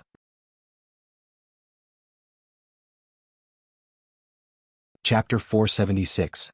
The information in the jade slip was transmitted through consciousness. Therefore, from Qin Shi unlocking the seal to him knowing all the contents in it, all this happened in the blink of an eye. Although Yuhuan Tianzuan's cultivation couldn't be compared with Qin Shi's. But at that moment he was still keenly aware of a slight expression change on Qin Shi's face. What's wrong? One had to know that Yuhuan Tianzuan was not an easy person to deal with. So, this old guy immediately pretended to be concerned and asked, "Did you find any problems?" "Nothing, I just feel that the empty slander above is a bit funny." Heavenly Venerate Yuhuan tried to discover something from Qin Shi's face, but Qin Shi merely smiled and shook his head. Then he pretended to be at ease and threw the jade slip back to Heavenly Venerate Yuhuan. After Yuhuan Tianzuan took the jade slip, he quickly checked it with his divine thought. After confirming that there was nothing strange in it, he was slightly relieved. "Okay, that's it for today, I have to go back and pick up the children from school. You stay here and preside over the reconstruction work of Tiandu. If you guys perform well, maybe I'll consider accepting your immigration application. But before that, you all stay here obediently, you are not allowed to go anywhere. Once I find out that you are trying to escape from here, I think you should be very clear about the consequences." After Qin Shi gave a series of orders in a bureaucratic tone, the expression on Emperor Yuhuan's face was marvelous. "Are you really treating us as captives?" Yuhuan Tianzuan cursed in his heart. But due to Qin Shi's abuse of power, he could only snort softly and vent the dissatisfaction in his heart. Qin Shi left the moon. But he did not immediately return to the courtyard, but flew aimlessly outside the atmosphere, looking at the boundless starry sky while silently sorting out the information he got from the jade slip. The information in the jade slip could be divided into two parts. On the surface, the content was to insult the Grand Pure One and slander him. The content hidden under the seal was a complete description of what had happened in the past from the perspective of a bystander. There was too much information in the jade slip. In addition, the person who left the jade slip didn't have a very firm position, so Qin could only sort it out bit by bit. First of all, it could be concluded that the contents of the two sections were not left by the same person. Qin guessed that it was very likely that the true owner of the jade slip was a descendant of the Jiang clan's ancestor, or even a close relative within 3 generations. In other words, it was in existence like a son, grandson, disciple, or grand disciple. The hidden content under the seal was left behind by this person. As for the content outside the seal, there was a high probability that it was randomly added by the descendants of the Jiang clan. They didn't know what had happened back then, so they could only try their best to slander the sacred ancestor. From this, it could be seen that the Jiang clan's ancestor did not tell his descendants everything that happened back then. Thinking about it, this was also a form of protection. According to the records in the Jade Slip, the Grand Pure One and the Jiang clan's ancestor were indeed from the same sect. At that time, the overall strength of the Heaven's Pivot Realm was very powerful. According to the description in the Jade Slip, the Grand Pure One and the Jiang clan's ancestor had already reached the legendary Half-Saint realm. Half-Saint? Qin pondered for a long time before he made a rough judgment in his heart. Yuanying was equivalent to a divine general. Soul Formation was equivalent to a heavenly venerable. Insightful Void was equivalent to a supreme. The owner of the Jade Slip was a supreme. Then, the Grand Pure One who could be called a half-saint by him, should at least be a big shot at the Tao integration stage, right? Thinking of this, Qin lowered his head to look at the azure planet again. He was slightly excited and could not calm down. Earth was still the same Earth. However, the Earth of that era was completely different from the Earth of today. As the saying goes, heroes are created by the times. That era was simply a glorious era where stars gathered and heroes emerged in large numbers. But unfortunately, no matter how good the era was, it would eventually come to an end. As the spirit chi on Earth began to weaken rapidly, the glory of the Heaven's Pivot Realm was no longer the same as before. The ancient immortal cultivators had no choice but to start looking for a new cultivation holy land in order to continue their legacy. Just like in sci-fi movies, once the apocalypse arrived, everyone would make different choices. Thus, some people proposed to give up on the Heaven's Pivot Realm. With the half-saint as the leader, they would lead everyone across the void and find another place to live in the universe. In today's words, this group of people were typical radicals. This was because at least at the Golden Core stage could fly. Only at the Yuanying stage could one live freely in the universe for a long time. Since they could make such a suggestion, it actually meant that they wanted to give up on cultivators below the Yuanying stage. What kind of terrifying suggestion was this? Who didn't have relatives, friends, parents, and relatives in their life? Take Qin as an example. He was already lonely enough, but how many people above the Yuanying stage did he have by his side? Cultivation was about talent and fate. Sometimes in life, one must have it, and when not in life, one should not force it. Yuanying was not so easy to get married. Once this decision was made, it was equivalent to giving up on most people on Earth. Even if the half-saint could lead many people across the void at the same time, he could not take everyone on Earth with him. What about the rest of the people? Let them perish on their own? Thus, this suggestion was quickly rejected. Seeing this, Qin could not help but feel a little puzzled. Didn't Changhua and Yiji come from the Supreme Palace enclosure? Wasn't the Supreme Palace enclosure near the solar system? With the Grand Pure Divine Ancestor's realm, even if he used a stupid method that was close to moving a mountain, he could still bring everyone to the Supreme Palace enclosure, right? Could it be that the ancient immortal cultivators did not know that there was such a good place as the Supreme Palace enclosure near the solar system? Qin really did not understand this point. But fortunately, this question was not important, so he quickly put this question to the back of his mind and then went on to sort it out. After the radical faction's suggestion was rejected, the conservative faction led by the Grand Pure Divine Ancestor and the Jiang Ancestor proposed a compromise. That was, integrate all the forces in the Tianshu realm and send out the strongest people from each sect. Then, these people would be led by a half-saint to find a suitable cultivation holy land in the universe. After they found it, everyone would come back to discuss how to move everyone on Earth over. This suggestion was unanimously approved by everyone. At the very least, they would not just pack up and leave, right? Thus, the Grand Pure Divine Ancestor and the others set off. But what no one expected was, when they left, they were gone for as long as 20 years. The people who stayed on Earth looked forward to the stars and the moon every day, almost always looking forward to their return. Finally, the Grand Pure Divine Ancestor and the others returned. It was important to note that when the Grand Pure Divine Ancestor set off, his cultivation was not much different from the others. He was only a half-saint. But by the time he came back, the grand pure divine ancestor had stepped into an unprecedented realm, a saint. This was an extremely good thing. After all, even though the Tianshu realm was unparalleled at that time, it had been tens of thousands of years since a saint had appeared. The grand pure divine ancestor's breakthrough was really good news for the ancient cultivators who were shrouded in the shadow of doomsday. But, before they could rejoice, bad news followed one after the other, and everyone was dumbfounded. Although the grand pure divine ancestor had successfully entered the saint realm, the 5 half-saints and more than 10 supremes who had traveled with him had all died. Everyone was dead. Only the dying Jiang ancestor was left. If the grand pure divine ancestor had not done his best to save him, even the Jiang ancestor would have died on the way home. At that moment there was only one question left in everyone's hearts. How was this possible? The 9 Heavens Divine Emperor.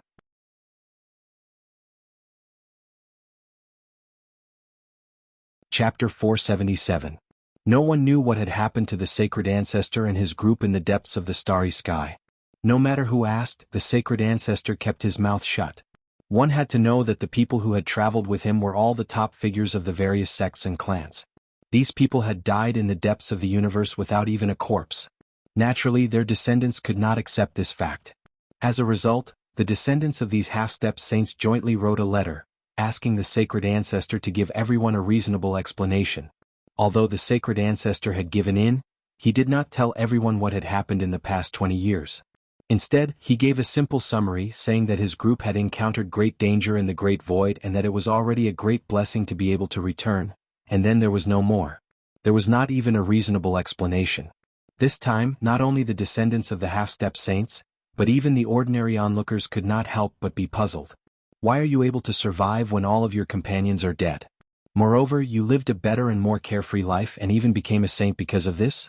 Due to the might of a saint and the fact that all the half-step saints who could mediate with him had fallen, the sacred ancestor became the #1 person in the heavens pivot realm after returning. No one dared to question him in front of his face, but the rumors became more and more intense and private. There were even some people who made wild guesses. The sacred ancestor and his group might have discovered the immortal emperor's treasury in the depths of the universe, and the half-step saints who accompanied them died in this treasury. Opportunities were always accompanied by risks. In the moment of danger, the sacred ancestor decisively dragged everyone down with him. As a result, he obtained the immortal emperor's inheritance and became a saint in a short 20 years. Otherwise, how could one explain the sacred ancestor's sudden increase in cultivation? This kind of baseless guess was almost equivalent to slander. Even so, the sacred ancestor was still unwilling to mention the details. In desperation, everyone could only cast their gazes on the last survivor of this trip, and that was the Jiang ancestor. At this time, it was likely that only the Jiang clan's ancestor knew what exactly happened in these 20 years. But what was regrettable was that, even though the Jiang ancestor's cultivation was extraordinary, when he was brought back by the Supreme Pure One, he was already heavily injured. For immortal cultivators, physical injuries were naturally not a problem. However, the Jiang clan's ancestor did not only have injuries on his physical body. The truly fatal injury was still the injury on his soul. It was unknown what they had experienced. In short, when the Jiang ancestor was brought back by the grand pure divine ancestor, he was already on the verge of death, as if he had entered a state of suspended animation. Now the only survivor was in a vegetative state. As long as the Grand Pure One did not take the initiative to mention it, who would know the secret? Rumors were just rumors.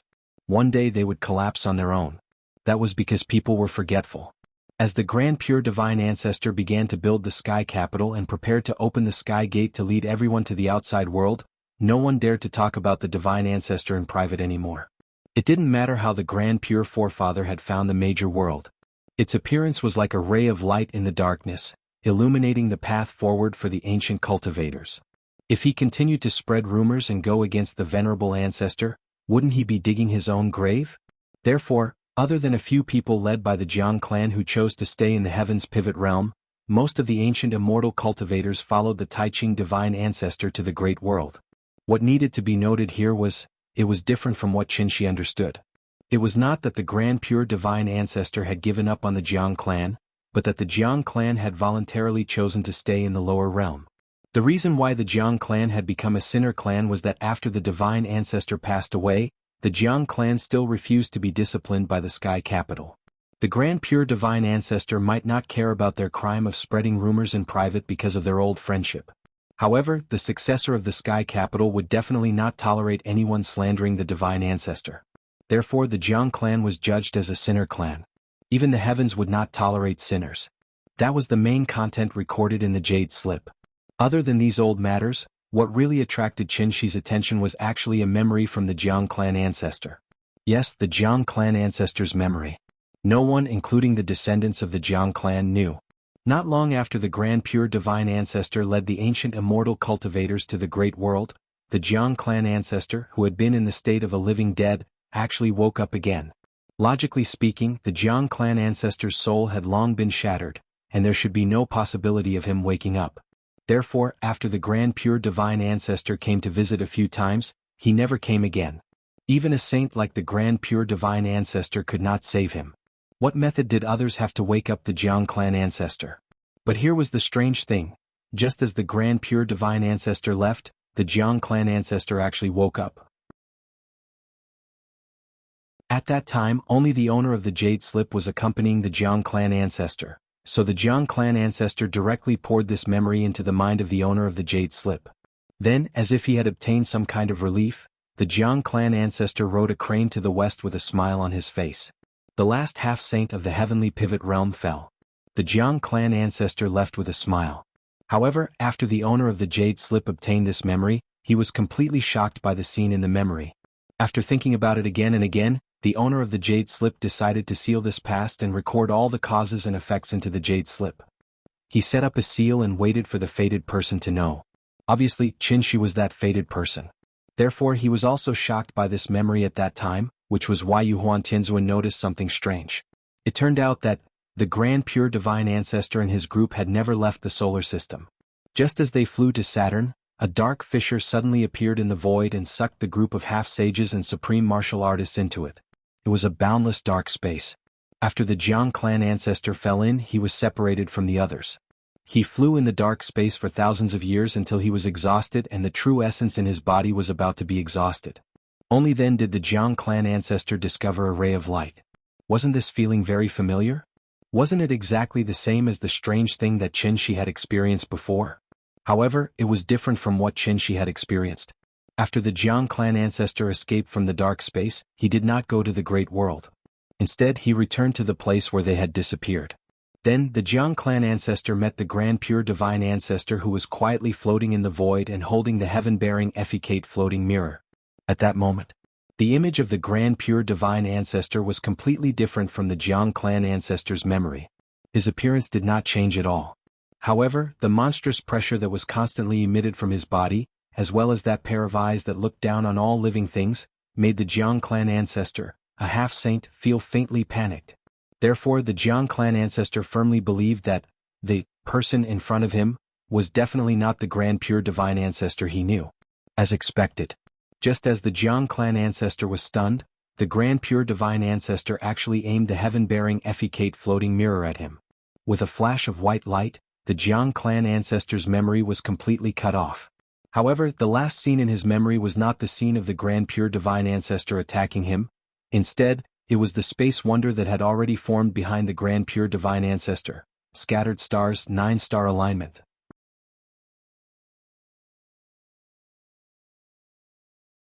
Chapter 478. The moment he saw the 9 stars alignment, a series of information slowly emerged in Qin Shi's mind and gradually formed a clearer network. The dark space, the 9 stars alignment, the Tai Ching Divine Ancestor, the sky-bearing technique, the floating dawn mirror, the great terror in the depths of the void, and the mysterious woman entangled in chains. Until this moment, Qin Shi finally understood what kind of terrifying level the mysterious woman's realm had reached. With the combined strength of the Tai Ching Divine Ancestor and the others, even in the heavenly jade domain, they were definitely a transcendent force comparable to a sacred ground. However, after they fell into the dark space they were still so helpless. If not for the appearance of that white light, the Jiang ancestor might have been trapped alive inside. Even a supreme like Qin Shi could enter and exit the dark space at will. How could a half-step sage like the Jiang ancestor not be able to freely travel through the various planes? From this, it could be seen that the Jiang ancestor was definitely controlled by some higher-level power, which caused him to be unable to successfully escape from the dark space. As for the reason why the white light appeared, combined with Qin Shi's previous experience, it should be the result of the mysterious woman and the Great Terror's game. It was obvious that the mysterious woman was kind to the cultivators from Earth, and the Great Terror's standpoint was completely different from the mysterious woman's. This was because Qin Shi not only felt a strong pressure from him, but also a murderous aura that seemed to be mixed with mountains of corpses and seas of blood. If that powerful murderous aura was placed in the solar system, the result would be that wherever the murderous aura went, everything would wither and not a single blade of grass would grow. In addition, from the memories of the Jiang ancestor, the Tai Ching divine ancestor should have been possessed and controlled by someone. Even a half-step sage could be easily possessed, so how high was the other party's cultivation level? Above the sage was the Immortal Emperor. Whether it was the Heavenly Jade Domain or the Heavenly Pivot Domain, it had been a long time since an Immortal Emperor had appeared. The Immortal Emperor seemed to only exist in the myths and legends of the primordial era. If the Supreme Qin Shi could destroy a planet with all his strength, then the Immortal Emperor could collapse the heavens and split the earth with a flick of his finger. It was truly the definition of holding the sun and moon in one's hand and stepping on the universe. Such a terrifying cultivation had completely exceeded the scope of Qin Shi's imagination. Perhaps when one reached the mysterious woman's level, they should no longer be called immortal cultivators but immortals. Qin Shi looked down at the soul mirror in his hand, and a peculiar expression suddenly appeared on his face. The 9-star alignment in the memories of the Jiang clan's ancestor was actually different from what he saw with his own eyes. In the memories of the Jiang ancestor, the Grand Pure One held the soul mirror and floated in the air like a god. As the 9 stars lined up, strange nomological imprints appeared one after another in the periphery of the solar system. These nomological imprints shone with a dazzling golden light. They were like gold foil pasted on a circular wall, encompassing the entire solar system within them. Chunghua, that brat, said.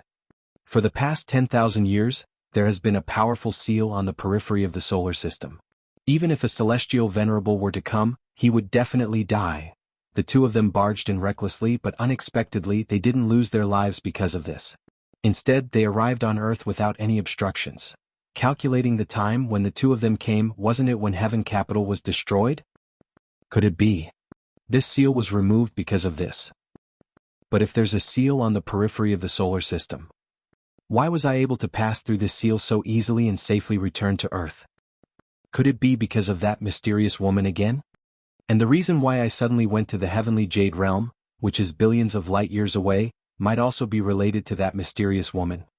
At the thought of this, Qin Shi couldn't help but raise his head and look toward the distant edge of the solar system. At that moment, Qin Shi's eyes were no longer as clear as before.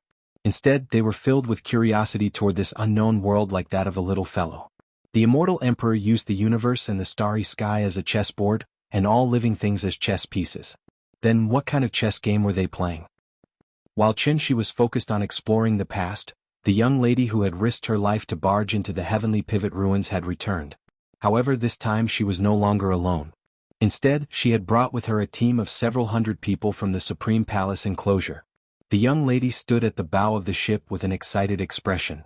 If it weren't for the fact that there was a tall middle-aged man in his 40s standing beside her, she would have screamed out in excitement. Daddy will ask you one last time. Are you sure you really entered the Heavenly Pivot ruins from here? Father, I've said it many times. I really went in. There's nothing inside. If you don't believe me, let me go in first later. I'll prove it to you.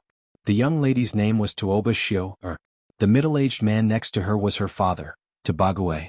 After Tabague received the news from his daughter, he considered the importance of this matter and didn't inform the family head immediately. Instead, he brought his personal guards and followed Tuoba Shio here. Immortal cultivators had a long lifespan. It wasn't rare for 10 generations to live in the same house. Therefore, there were usually many large families in the Supreme Palace enclosure. One could refer to the Jiang clan on Daiyu Island for this. The Xianyuan, Dongfang, and Tuoba families were all large families in the Supreme Palace enclosure. But different from Xianyuan Chunghua and Dongfang Yiji, Tuoba Shio came from a branch family. So in terms of background, Tuoba Shio was absolutely not worthy of Dongfang Yiji. And this was one of the important reasons why she was willing to die for Dongfang Yiji. From the moment the two of them started dating, Tuoba Xiao felt that she wasn't worthy of Dongfang Yiji. So, she sacrificed far more than Dongfang Yiji. Under the leadership of Tuoba Xiao, the group soon arrived at the location where she entered the Heavenly Pivot Ruins. Out of caution, Tobague didn't let his daughter take the risk. Instead, he called out 2 men from the team and let them go to explore.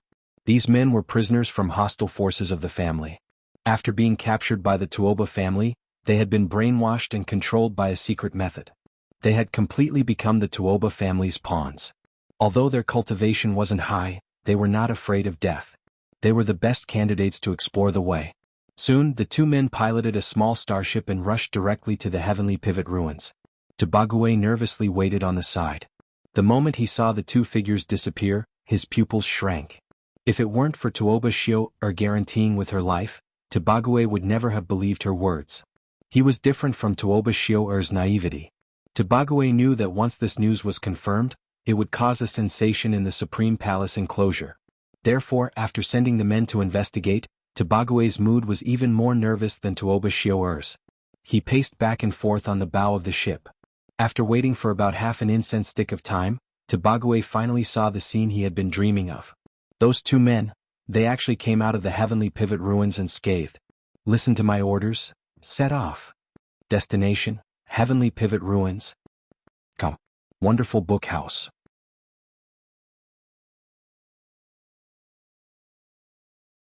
Chapter 479. Chen Shi returned to the Sai courtyard with the Soul Mirror after learning about the Tianshu ruins. The Soul Mirror. Sky-bearing technique, floating dawn mirror. It was laughable that this innate treasure, which could kill a half-step saint in the hands of the Grand Pure Ancestor, had been treated as a useless treasure for tens of thousands of years. Therefore, when Chen Shi learned of the true power of the Soul Mirror, he began to think about how to take it for his own use. On one hand, it was because part of Yingying's soul was still imprisoned in it. On the other hand, it was because he didn't have a single magic treasure to back him up. If he encountered an opponent weaker than himself, Chen Shi might be able to rely on his cultivation level to suppress them and win easily.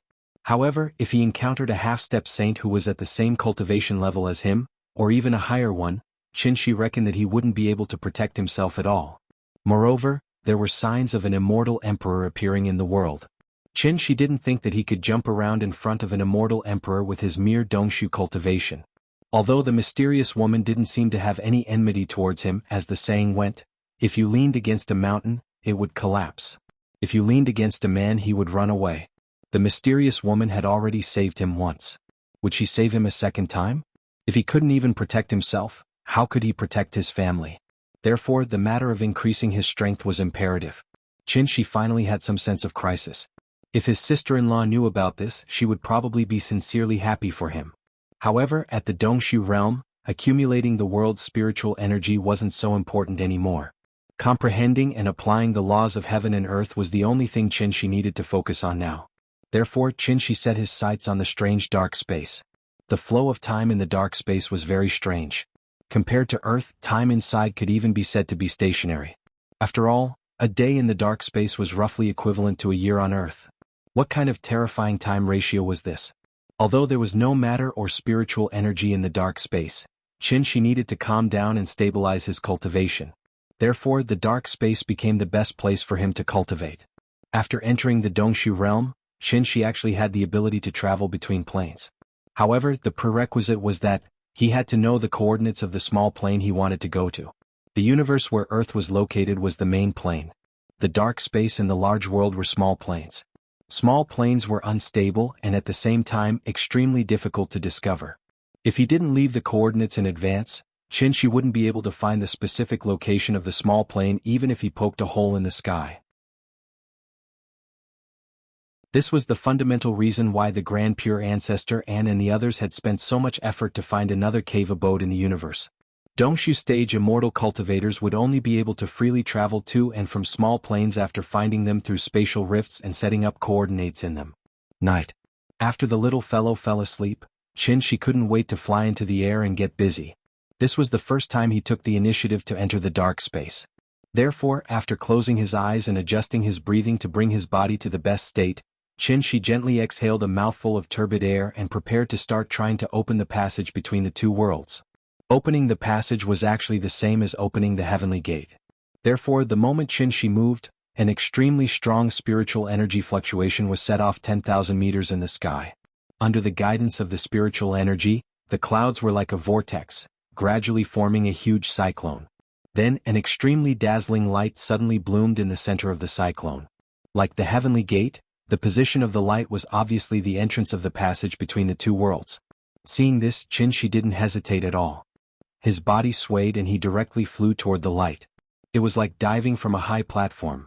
The moment Qinshi's body disappeared into the light, the entire world suddenly quieted down. There was no sound and no light. He was back. Qinshi lit up a ball of light and looked around. After confirming that he was back in the familiar dark space, he directly sat cross-legged in this endless void. At this moment, he was the only source of light in this dark space. As the deduction continued, two faintly discernible golden lines gradually appeared beside Qinshi. These were the two lines of law that he currently controlled. One led to Earth, the other to the outside world. 2 points as a line. As long as he found the base of the two planes, he could use this line of law to travel back and forth between the two worlds. Point, line, surface, body. And this was the basic form of the first law of heaven and earth. When Qinshi was able to freely control face, his cultivation would naturally be able to take another step forward. Today was the weekend.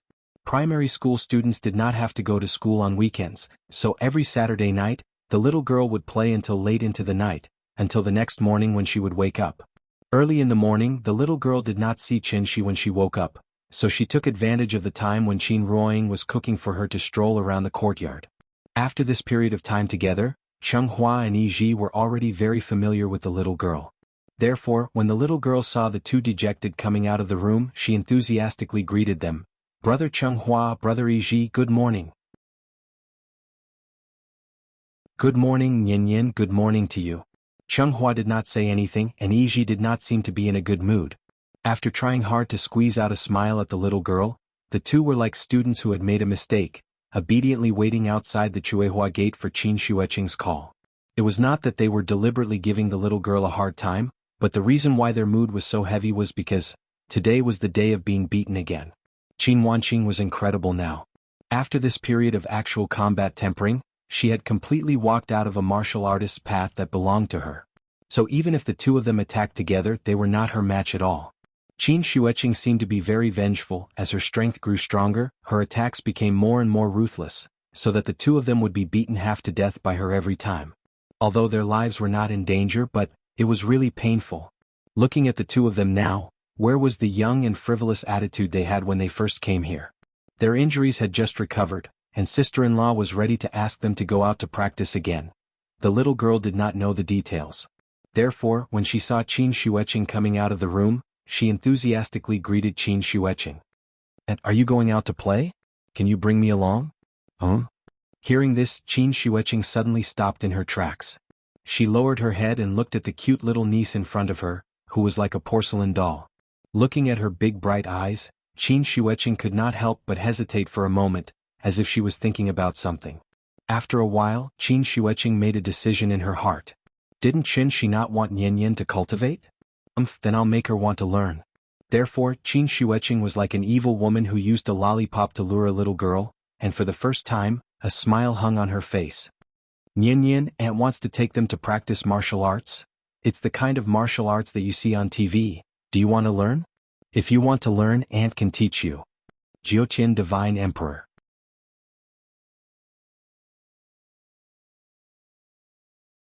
Chapter 480. Martial Arts.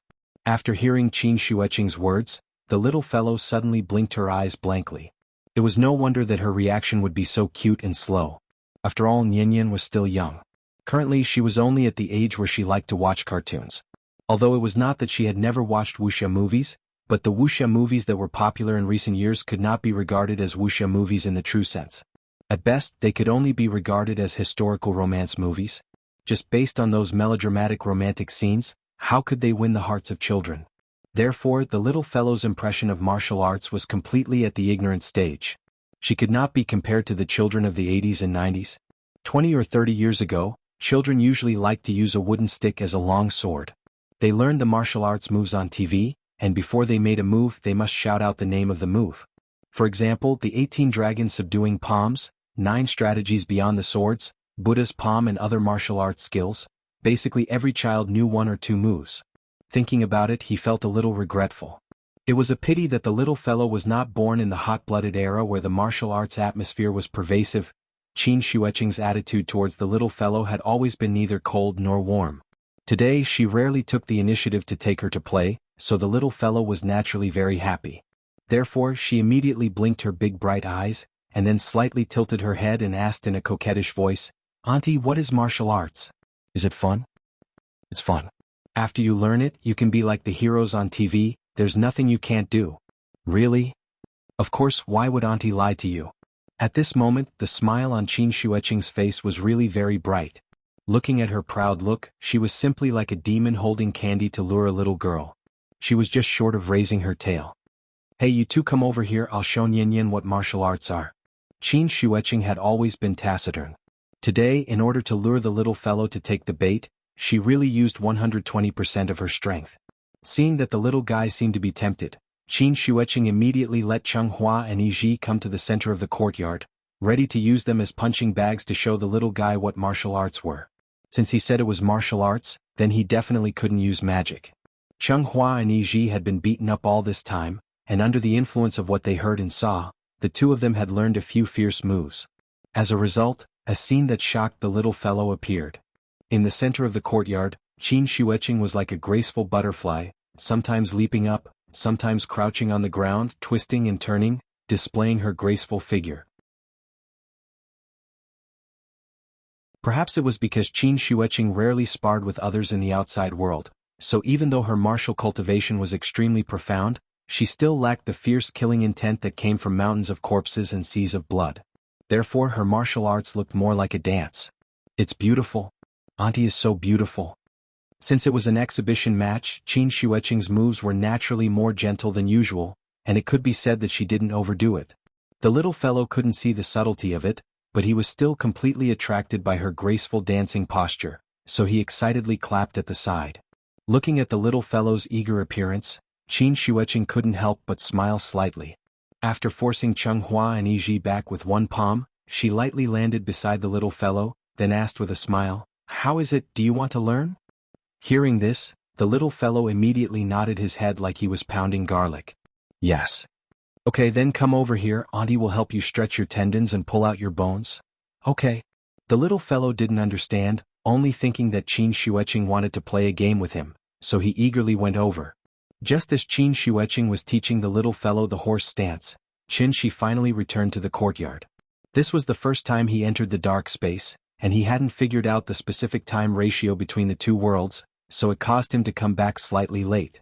If it was in the past, it wouldn't be a problem if Qin Shi came back a little late. But today was different. Qin Shuiqing actually took advantage of his absence to start teaching the little fellow cultivation. Therefore, the moment Qin Shi's figure appeared in the courtyard, the temperature seemed to drop a lot. "What are you doing?" Qin Shi's tone didn't have any emotional fluctuations, as if he was talking about something very ordinary, but those who were familiar with him should know. This was a sign that he was angry. Qin Shi was angry? After realizing that something big might happen next, Chenghua and Yiji immediately looked at each other, then quietly left the courtyard. It wasn't good to stay here for long, leaving was the best plan. At this moment, the little fellow also noticed Qin Shi's figure, so she immediately stopped what she was doing and ran towards Qin Shi eagerly. "Daddy, you're back?" The little fellow happily jumped into Qin Shi's arms. Qin Shi gently pinched her little face, then directly carried her from the ground. "Yes, Daddy went out to do something just now, so I didn't have time to make breakfast for you. You're not hungry, are you?" "I'm not hungry." The father and daughter talked as if there was no one else around, while Qin Shuiqing waited silently by the side. When Qin Shi looked at her, Qin Shuiqing calmly replied, "I'm teaching her martial arts." Hearing this before Qin Shi could reply, the little fellow happily interrupted and shouted, "Auntie is teaching me martial arts, it's very fun. Daddy, do you want to learn?" "Is that so?" Qin Shi chuckled. He gently reached out and pinched the tip of the little fellow's nose, which immediately caused her to act coquettishly. Qin Shi seemed to be trying to make the little girl happy, but a question suddenly popped out of her mouth. "Why did you teach her without my permission?"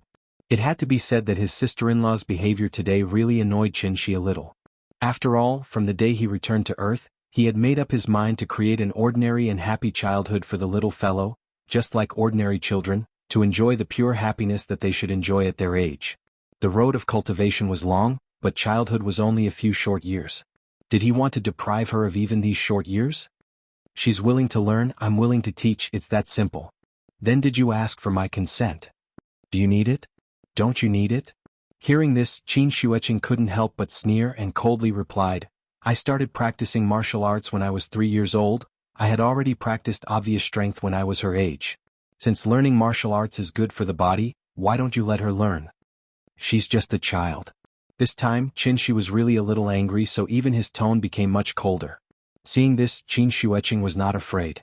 Instead, she righteously retorted, she is also a person with the ability to think independently. Please ask her whether she is willing to do it before you make a decision for her. You. Being choked by Qin Shueqing, Qinshi was so angry that he couldn't even speak. At this moment, the atmosphere in the yard was really a little awkward. The little fellow lay on Qinshi's shoulder, looking left and right at her father, right at her aunt, completely not understanding what they were quarreling about. But fortunately, just when Qinshi and Qin Shueqing were in a deadlock, Qin Ruoying suddenly appeared. She was holding a bowl of hot porridge in her hand, which was the white fungus and lotus seed porridge that she personally cooked for the little fellow. Nyin Yin, come in and eat.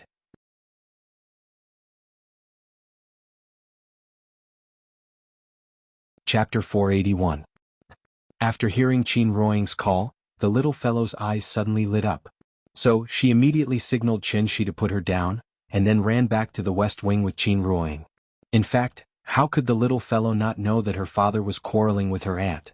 Although she didn't understand why the two were quarreling, it was the first time such a hostile scene appeared in the courtyard, so it made the little fellow feel very awkward. Therefore, after hearing Qin Ruoying's call, the little fellow directly ran away like Cheng-Hua and Yi. Sister, you judge, do you think what I said makes sense? Qin Shueqing had long known about Qin Ruoying's memory loss, but because she was now angry, she wanted to pull Qin Ruoying, such a strong foreign aide, to support her. After hearing Qin Shueqing's question, Qin Ruoying, who had already walked up the stairs of the west wing, also stopped. But unfortunately, Qin Ruoying didn't intend to turn back to support her. It's none of my business, you guys can quarrel slowly. After saying this sentence very calmly, Qin Ruoying took the bowl back to the room. Qin Shueqing didn't have much reaction to this. Because she already knew that with Qin Ruoying's current character, she wouldn't care about anyone other than Yin Yin. And the reason why she still chose to ask Qin Ruoying was because she didn't want to continue to be in a deadlock with Qinshi. Therefore, after hearing Qin Ruoying's answer, Qin Shueqing rolled her eyes at Qinshi, and then turned back to the east wing without looking back. This is great. In the courtyard, which was very lively just now, in the blink of an eye, only Qinshi was left alone. Qinshi was really depressed in his heart, but there was nowhere to vent, so he could only return to the guest room with a stomach full of resentment like the two sisters. What could he do? Was he going to beat his sister-in-law? This was the first time that someone questioned Qinshi's education philosophy. Long before Qin Ruoying lost her memory, Qinshi had already discussed with Qin Ruoying whether to teach the little fellow to cultivate. Unlike Qinshi's firm attitude, Qin Ruoying's attitude at that time was somewhat ambiguous. She neither agreed nor opposed, as if she wanted to leave this decision to the little fellow herself. But how old was Nyin Yin? How could she understand what cultivation meant? It was also because of this that Qinshi never thought of teaching Nyin Yin cultivation. Qin Shueqing's words seemed to be very reasonable, but she had never even had a boyfriend, so raising a child, she knew nothing. Qinshi sulked in the room. But after thinking about it, his mind was still haunted by Qin Shueqing's powerful question. She is also a person with the ability to think independently. Please ask her if she agrees before you make a decision for her. Am I really meddling too much? Across the wall, Qinshi muttered to himself.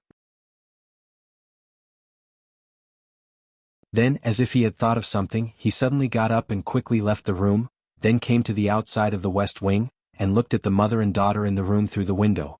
In the room, the little fellow was holding a big bowl of porridge and slurping it. Qin Ruoying sat next to her and whispered from time to time, "Drink slowly, be careful not to choke." What a beautiful scene this was. Seeing this scene, Qinshi's depression in his heart suddenly disappeared. He silently waited outside the window. After the little fellow finished her breakfast, she looked back and saw that her father was still outside the room. She immediately became as happy as a little bird, opened her arms and threw herself directly into Chen Shi's arms. Dad, the porridge made by Mom is delicious. But Mom also said that you can't eat it. Dad, are you envious of me, huh? Hearing this, Chen Shi couldn't help but laugh and pinch her little face, pretending to scare her. Eat, eat, eat, all you know is to eat all day.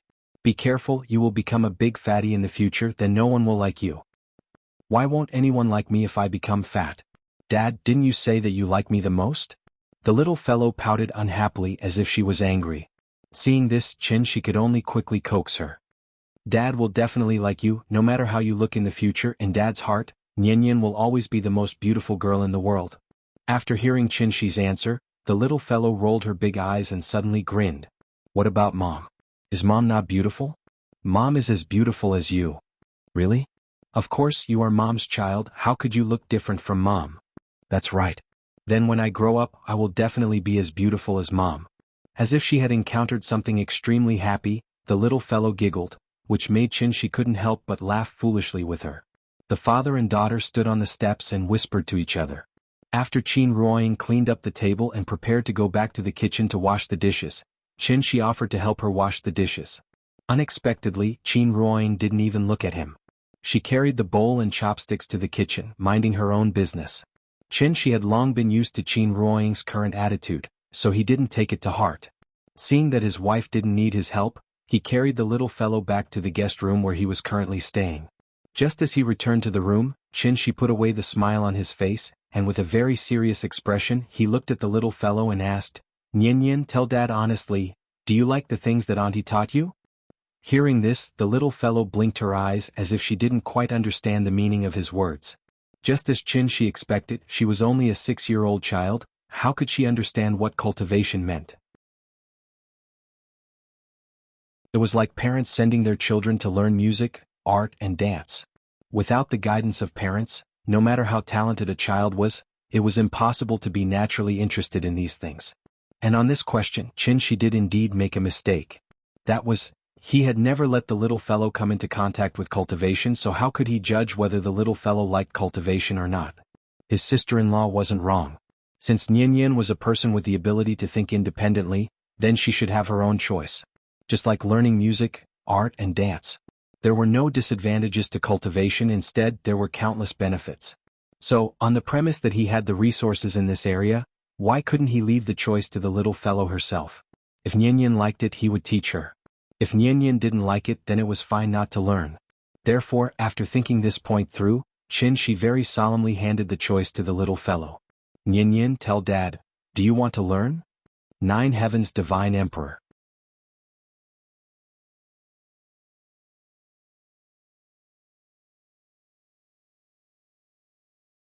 Since she had already made up her mind, how could Chen Shi stop her? Alright, then Daddy will teach you personally. Remember, don't listen to your aunt in the future. Jingle, jingle, jingle.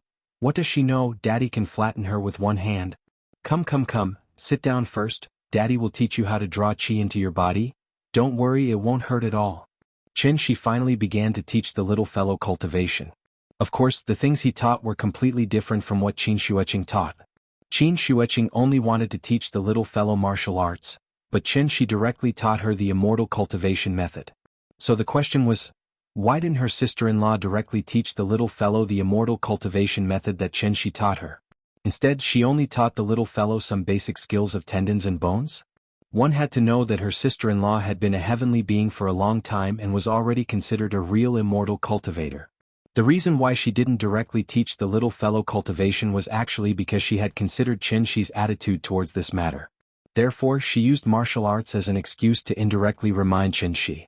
The child was not young anymore, so she naturally knew what to do and what not to do. Since cultivation was not harmful to the little fellow, and it could even strengthen her body and enhance her physique, why didn't she learn it? Swords and sabers were innocent, and sins were all caused by people's hearts. Qin Xueqing's point of view was not wrong, so although she had a sour face all day long, her heart was warm. Chen Shi was afraid that the little fellow would accidentally hurt other children at school, but with the little fellow's current wisdom, how could she bully others for no reason? After all, she was now a class leader, a young pioneer, and a candidate for the school's 3 good students. Under Chen Shi's careful guidance, the little fellow embarked on her own journey of cultivation in a daze. At the same time, Tuoba Shio-er hurried to Earth with her reinforcements. Unlike Tuoba Shio-er's excitement, although Tobague was also very excited, he was more nervous and puzzled in his heart. There were too many rumors about the Dubhe ruins, so even though Tobague was now in this peaceful galaxy, he still felt like he was in a dream. Out of safety considerations, Tobague didn't send out any death warriors to explore the planets.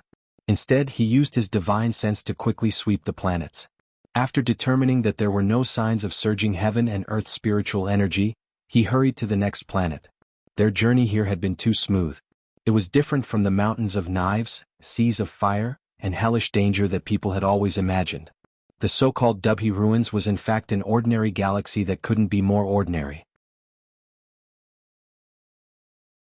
There was only one star in this galaxy, and although the rest of the planets were large, they weren't life planets at all. There wasn't even a bit of heaven and earth spiritual energy in the periphery. There was no spiritual energy, no life. Naturally, it was impossible to give birth to any ancient vicious beasts, evil spirits, or other such terrifying existences. Therefore, Tobague couldn't help but wonder if he had come to the wrong place. How could such a broken place be called an Empyrean forbidden area? Could it be his cultivation was too low, so he couldn't discern the mystery? Tobague was really puzzled. But at this time, the lookout who had been standing at the bow of the ship and observing the situation suddenly cried out in alarm. "Look, there's someone there." The moment Tobague heard these words, it was as if he had been electrocuted. He suddenly shot up from his chair and flew to the bow of the ship at the fastest speed he had ever flown in his life. "Where is it?" Before Tobague arrived, Tobague's voice had already sounded in the lookout's ear. The lookout pointed. Just as Tobague was about to speak, Tobague had already turned and rushed to the helm of the ship. "Turn the helm and head to that planet. From now on, listen to my orders in all matters. Don't make a move without permission. If the situation changes, I will use the cup as a signal to kill all of you. Remember? Remember." As Tobague issued a series of orders, the incomparably huge star Cha also turned around and flew towards the seemingly small moon. Come. Wonderful book house.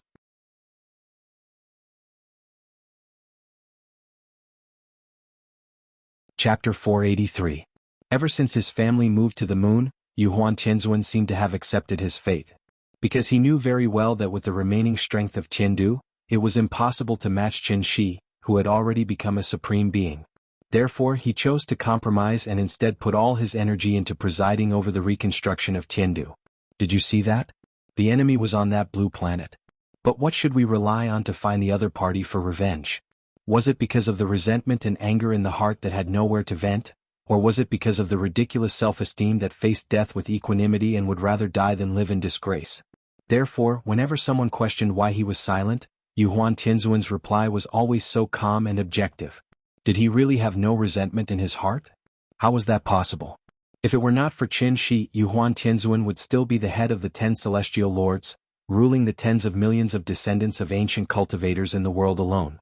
But now, tens of millions of people had already turned into smoke, and only a few thousand people were left, relying on their strong cultivation base to survive the catastrophe. What did this mean? It meant that Tiandu had no future. Could it be possible to rebuild a complete Tiandu with only the remaining celestial lords, divine generals, and celestial lords? What a joke.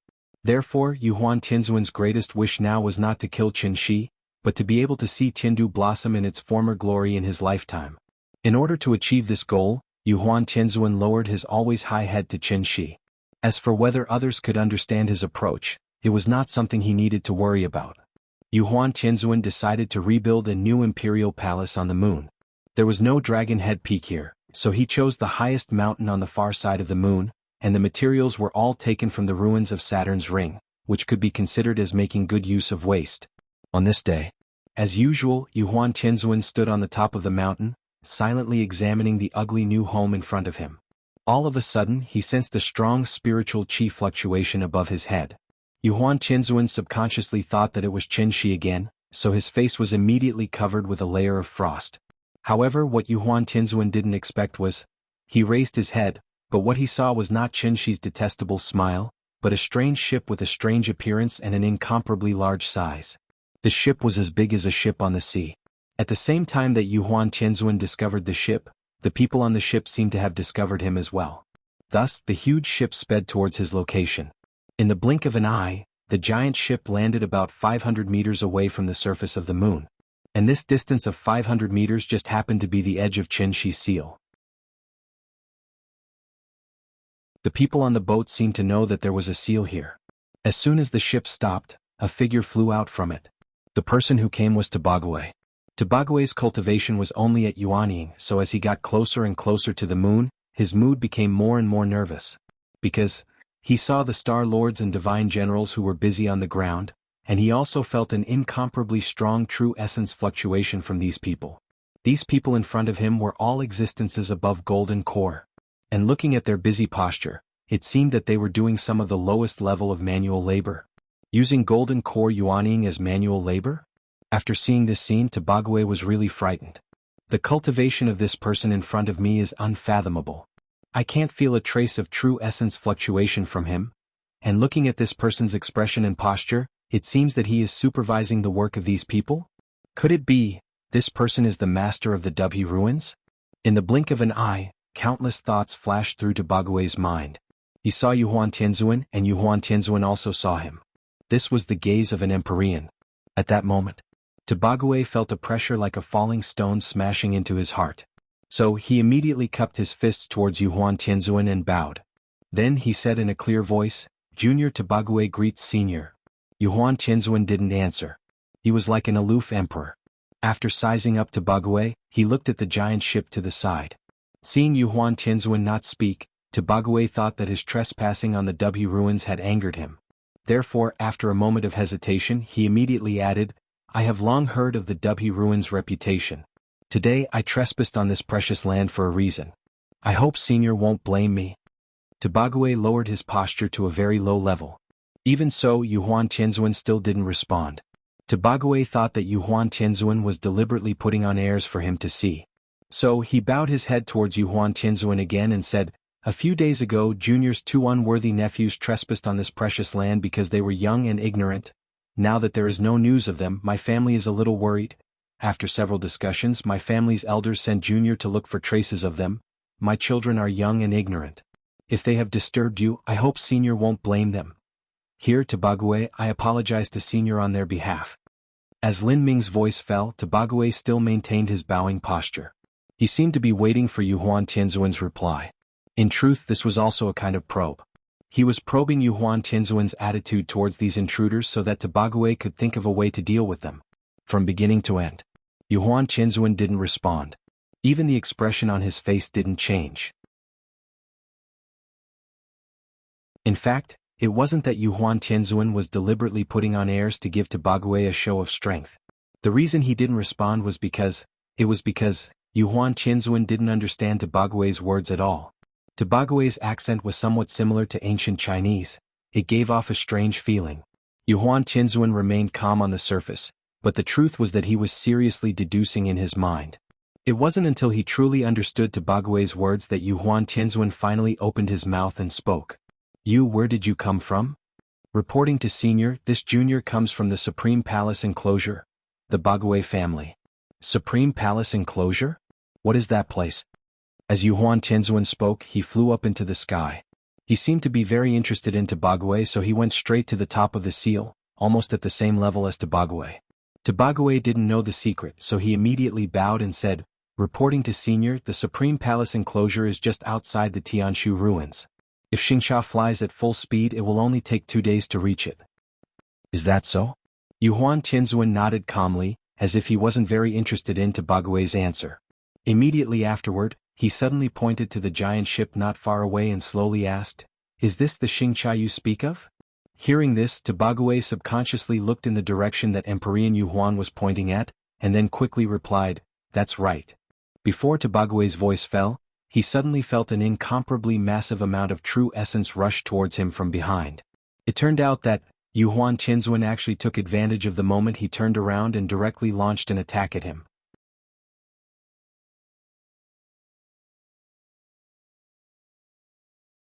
Chapter 484.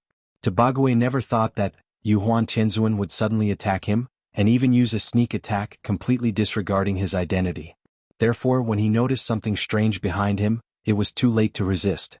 Just like the acupuncture points in Wuxia novels, Emperor Yuhuan's whole body technique, which had been accumulating power for a long time, was unleashed. Tobague immediately froze in place as if he had been hit by the sunflower acupuncture point technique. Tobague tried to break free, but the difference in cultivation between him and Yuhuan Tianzuan was too great, so he couldn't break free for a while.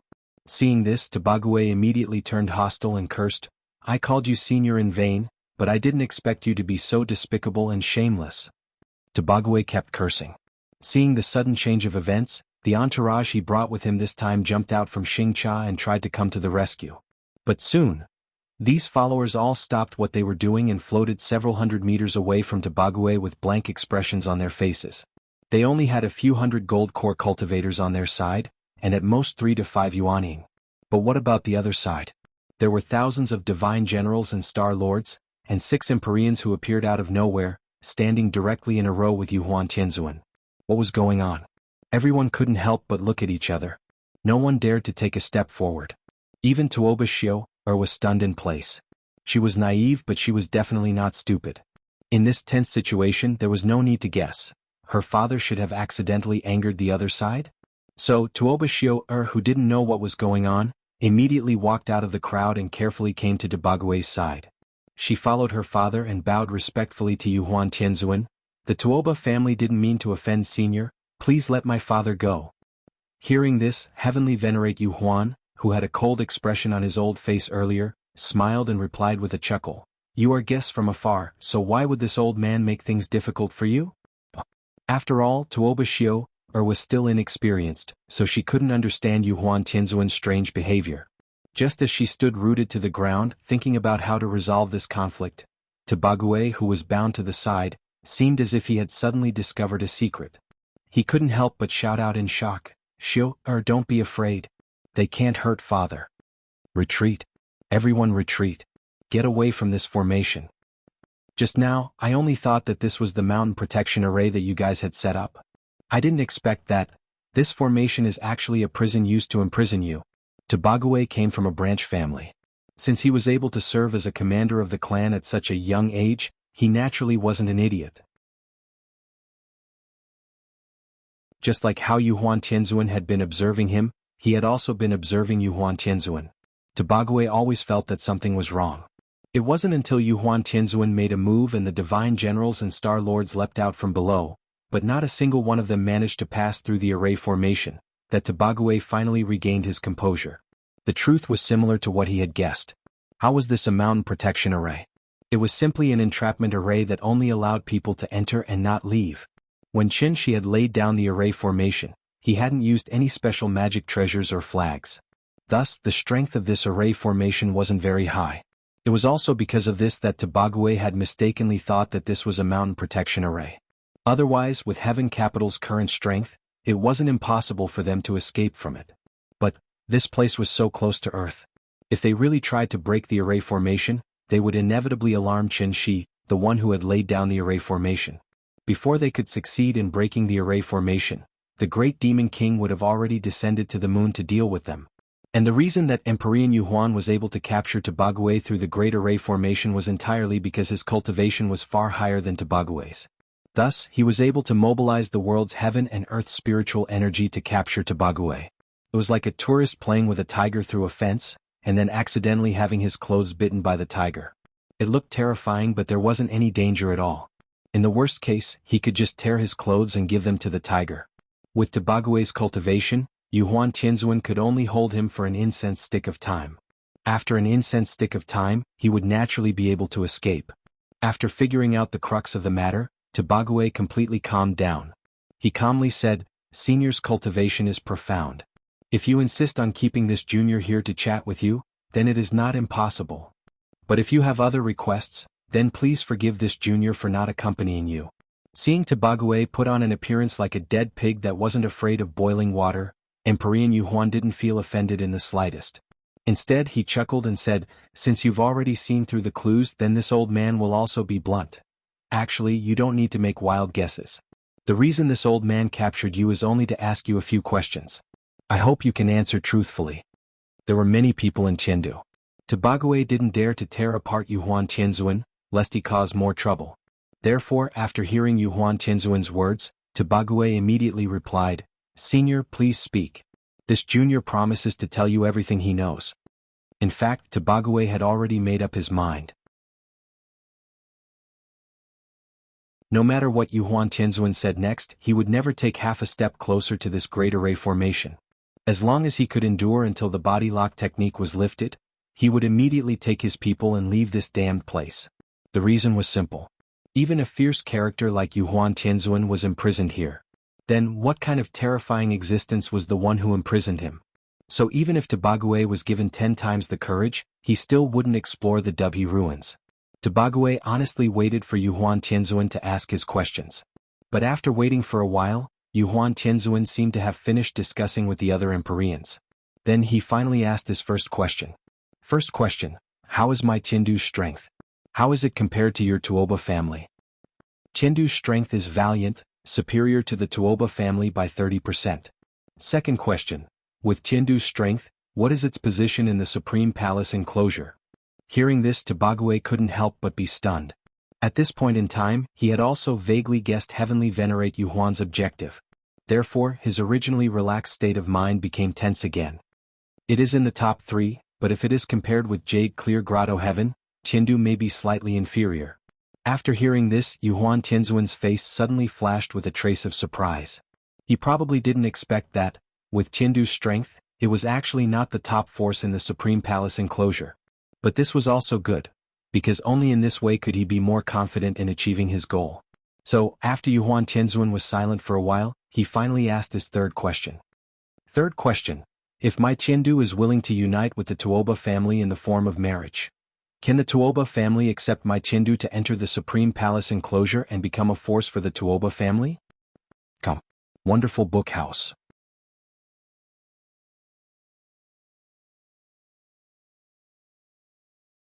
Chapter 485. Enter the Supreme Palace enclosure? After hearing these words, even though Tobagwe had a premonition in his heart, he couldn't help but feel a little dizzy at this moment. Heavenly Venerable Yuhuan was really frank and straightforward, not hiding the thoughts in the depths of his heart at all. Was he tempted? Of course he was. So even though Tobagwe was not the head of the Tuoba family, he subconsciously stood from the perspective of the head of the family and began to seriously consider Yuhuan Tianzuan's proposal. But unfortunately, such an important decision wasn't something that Tobagwe could easily make. Therefore, after pondering for a while, he couldn't help but swallow a mouthful of saliva, and then nervously replied, reporting to Senior. This is a serious matter. Junior's words carry little weight and my weight in the family is limited. Please forgive me for not being able to give you an immediate answer. How about this? Junior will immediately set off to return to the Supreme Palace enclosure and report this matter to the head of the family. If the head of the family has this intention, then Junior will ask him to personally come and discuss the details with you. What does Senior think? Tobagwe was indeed tempted, but he wasn't stupid. With Heaven Capital's background, why would they need to rely on others and even take the initiative to propose an alliance with the Tuoba family? Could it be that Heaven Capital needed the protection of the Tuoba family to gain a foothold in the Supreme Palace enclosure? How was that possible? Divine generals, star lords, and even the 7 Empyreans. Although the world was big, where couldn't one call home? Therefore, Yuhuan Tianzuan wasn't trying to form an alliance with the Tuoba family at all, but to divert the Tuoba family and even the entire Supreme Palace enclosure's influence to oppose the master of the W ruins. Heaven Capital's strength was already terrifying. Then, how terrifying was the great figure that imprisoned them? This great figure should be the true master of the W ruins, right? Seeking luck and avoiding disaster was everyone's nature. Therefore, after thinking about it several times, Tobagwe finally decided to stay out of it. So even if Yuhuan Tianzuan used Heaven Capital as a bargaining chip, Tobagwe didn't dare to easily get involved. Tobagwe tried to be perfunctory. But how could Yuhuan Tianzuan be so easily fooled? Thus, after seeing the hesitation on Tobagwe's face, Yuhuan Tianzuan immediately gave him a strong dose of medicine. Tobagwe was so frightened that he nearly broke free from his shackles. Go back and report to the Patriarch.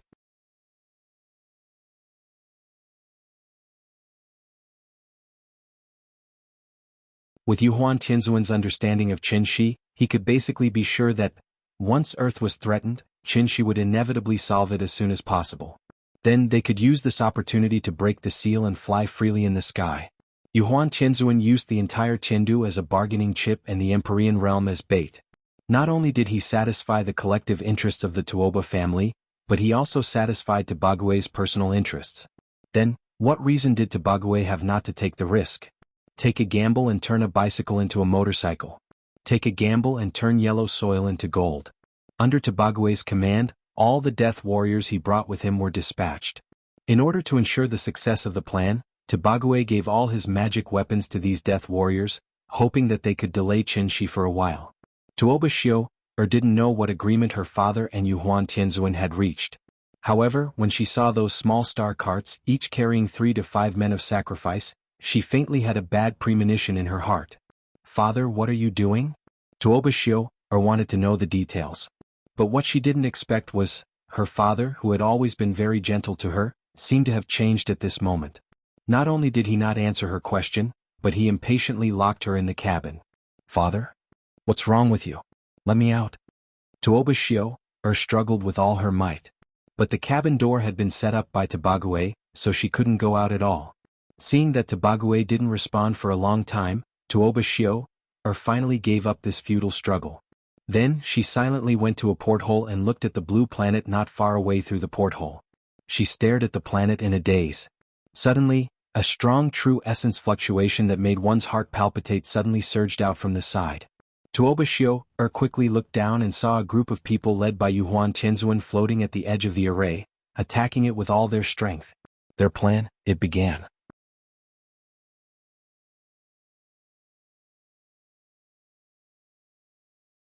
Chapter 486.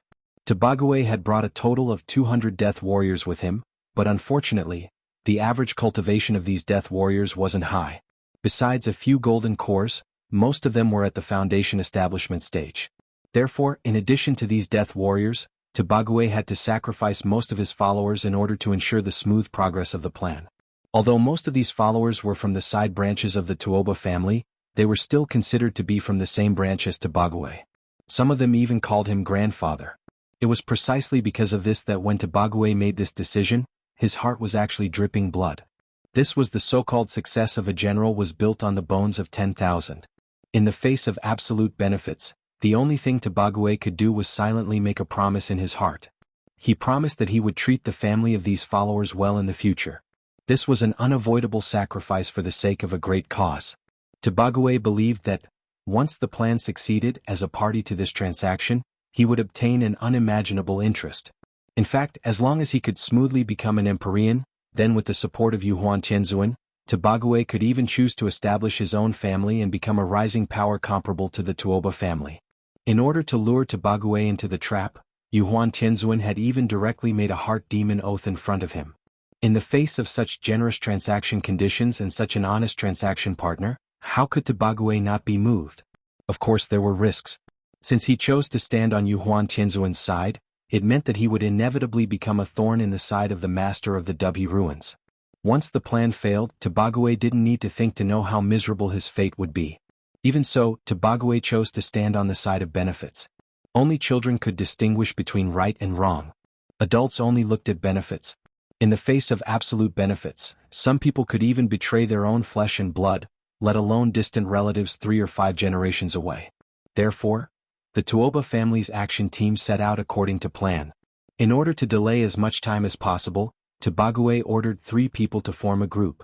Each group would drive a small star car to ensure that when they were intercepted, they wouldn't be shot down by the other side.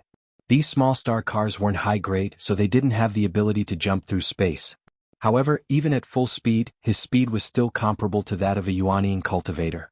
Thus, not long after these over 100 teams set out, Tobague received a reply from each team. The various groups were already in position. They were only waiting for Tobague's order. Then, these warriors from Supreme Palace enclosure would immediately enter the atmosphere, setting off a storm of blood and dismembered limbs. Tobague turned to look at the moon not too far away. After quickly communicating with Yuhuan Tianzuan through divine sense, he gritted his teeth and transmitted his voice to the other teams in a voice that was close to a roar: "Kill! Kill! Kill! Kill!" As the battle cries rang out one after another, the Xingcha ships rushed towards the land below at the fastest speed as if they were racing a dragon boat. In an instant, 100 barges strive against the current, the one who strives first. 1,000 sails are launched and the one who advances bravely wins. Perhaps this could also be considered a war.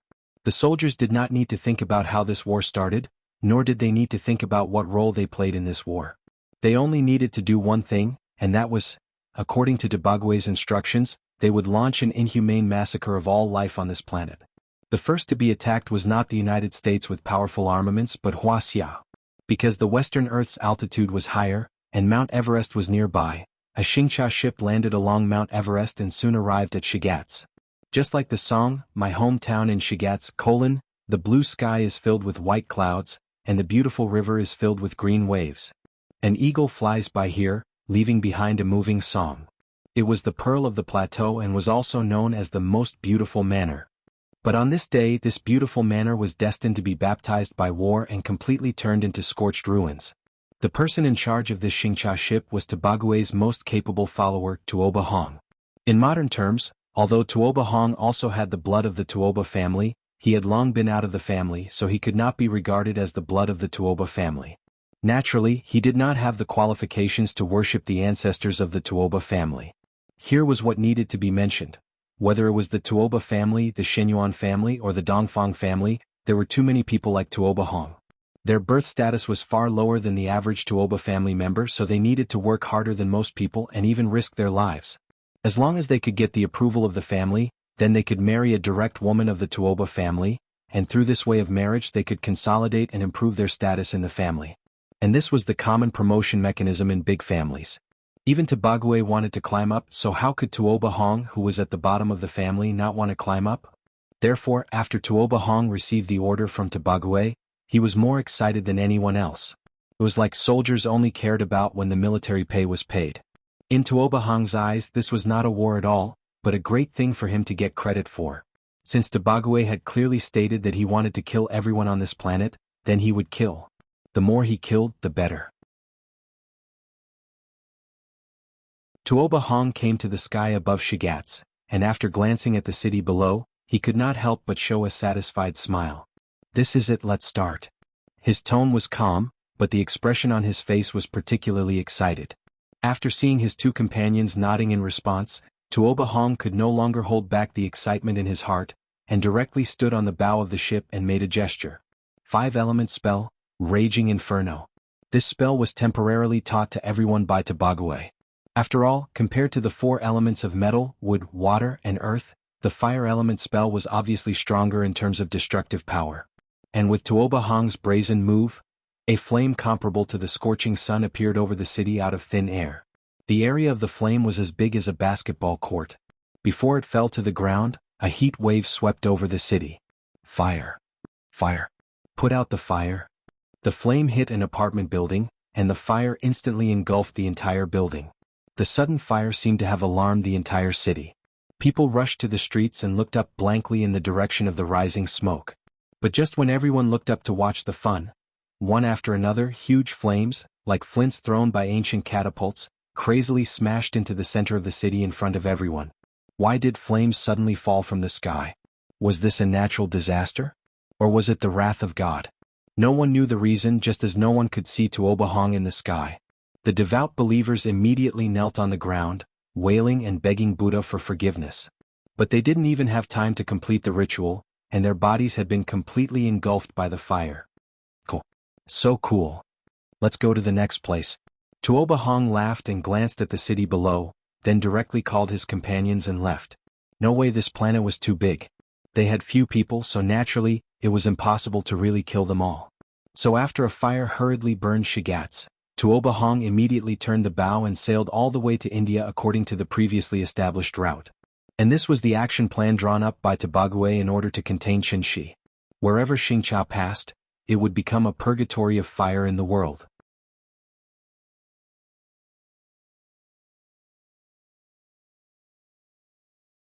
Chapter 487. One after another, Xingcha landed all over the world. While Tuoba Hong was burning Shigatse, the rest of the teams also launched an attack on the cities below. From the northern hemisphere to the southern hemisphere, from Asia to Africa.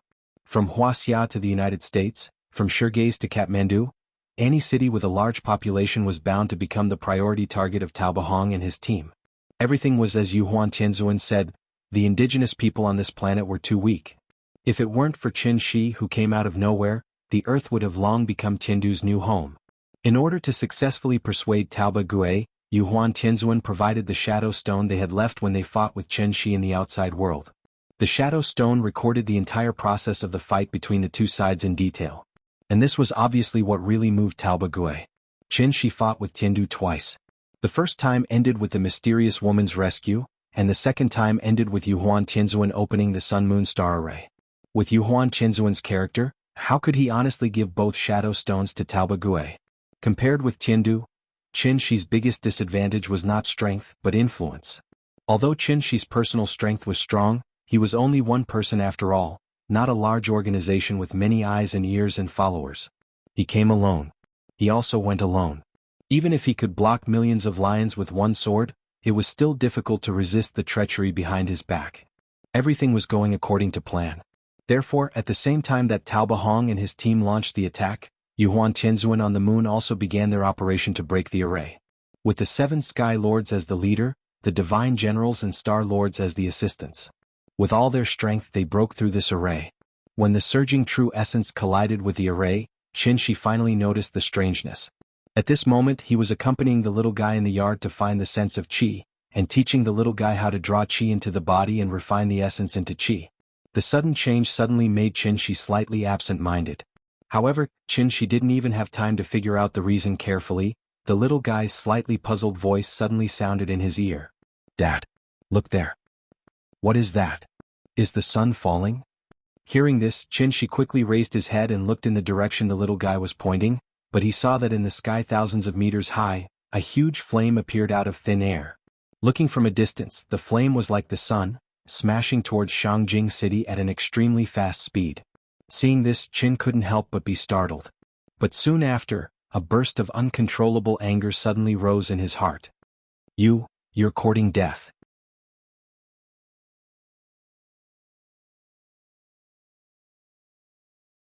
Because Qin Shi had always prided himself as an ordinary person. So from the moment of his return he only wanted to be like an ordinary person, to have an ordinary and happy family, to live an ordinary and happy life. Qin Shi had truly achieved a small recluse in the wild and a large recluse in the city. But it was precisely because of this, he was found an opportunity by Yu Huan Tianzuan and successfully exploited such a big loophole. Thinking of this, Qin Shi couldn't wait to rush to the moon immediately and tear Yu Huan Tianzuan into pieces with his own hands. But the current situation forced him to stay on Earth. After all, if he delayed here for a second, another city might become a sea of fire. In the face of those ruthless immortal cultivators, what could the poor human beings do to resist? In desperation, Qin Shi had to look up in the direction of the moon, and fiercely gritted his teeth and directly made his heart demon oath. Yu Huan Tianzuan, what a good Yu Huan Tianzuan. Don't you like to make a heart demon oath? Then I, Qin Shi, will also make a heart demon oath today. If I don't kill you in this life, I swear that I am not human. His mouth contained the heavenly law and his words were law. If there was any disobedience, there would be no hope for the heavenly law in this life.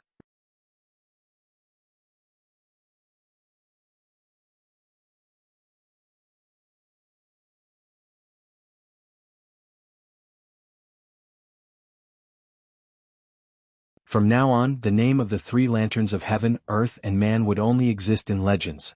Under Yu Huan Tianzuan's unscrupulous attack, the array suddenly collapsed, turning into a burst of smoke and dissipating. Heavenly Venerable Yu Huan forcefully endured the impact to his divine soul from detonating his natal magic treasure. He turned around to look at the divine generals and star venerables behind him before abruptly swinging his sleeves and ordering everyone, "Let's go."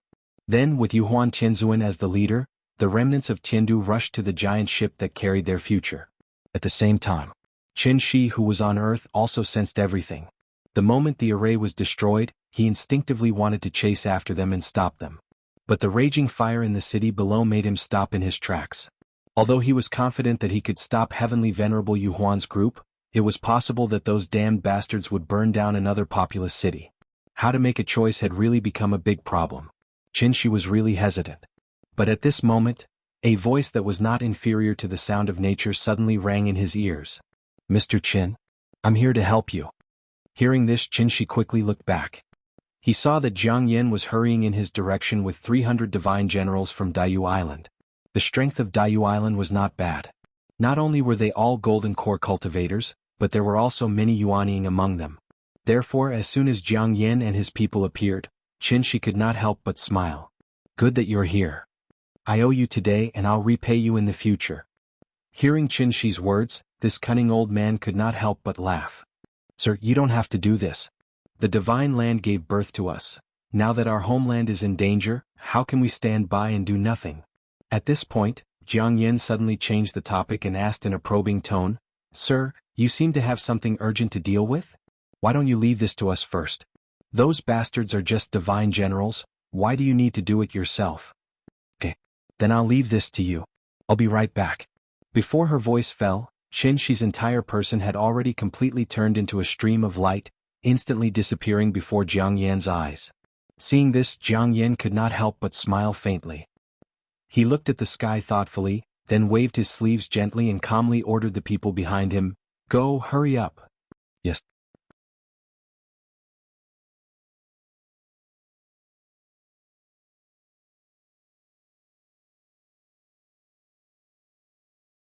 But what Tabague didn't. Just as he gripped the rudder and was about to set off, a terrifying pressure that caused one's heart to palpitate suddenly came from afar. The strength of this pressure was enough to make one's legs go soft. What's more, there was obviously a monstrous killing intent. What's going on? Tabague was startled by this killing intent that seemed to have materialized into reality. After reacting, he wanted to control the starship enclosure to directly perform a space jump. But unfortunately, before the starship enclosure could perform a space jump, it must be in a high-speed flying state, so Tabague could only push the starship enclosure with all his strength, hoping to escape from this terrible place as soon as possible. The starship enclosure needed to be accelerated before it could perform a space jump, but Qin, who had already mastered the true meaning of the word void, didn't need to. Therefore, after a few breaths of time, his figure had already appeared not far behind the starship enclosure, and was clearly reflected in the eyes of everyone on the ship. In everyone's sight.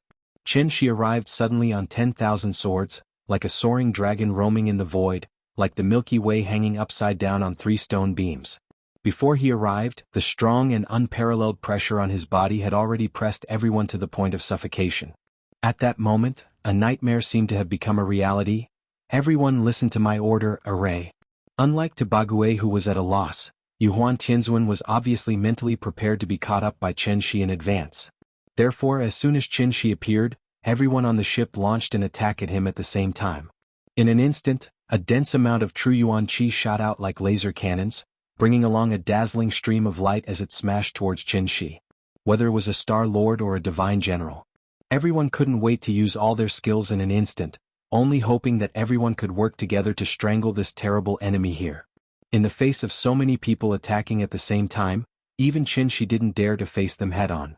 Therefore, his figure flashed and suddenly disappeared from everyone's sight. Where is he? Where did he go? The killing move that everyone on the ship had been preparing for a long time missed just like that. No one knew where Qin had gone, so they subconsciously turned their heads to look for her. Seeing this, Yuhuan Tianzuan immediately raised his arms and shouted, Don't panic. Be careful. Don't let down your guard. Although this person's cultivation is high, we have many people in Tiandu. He definitely won't dare to fight us head-on, so he can only hide in the dark and wait for an opportunity to sneak attack, trying to defeat us one by one. Everyone, don't be distracted, don't fall into his tricks. After Yuhuan Tianzuan said this, everyone calmed down, so they released their divine sense, hoping to find Qin's trace in the first place. At this time, Yuhuan Tianzuan suddenly turned around and asked Tabague anxiously, How long will it take? 3 breaths. Only 3 breaths. Note, 1 breath is about 2 to 3 seconds. Tabague gave a very positive reply. Xingcha had been accelerating.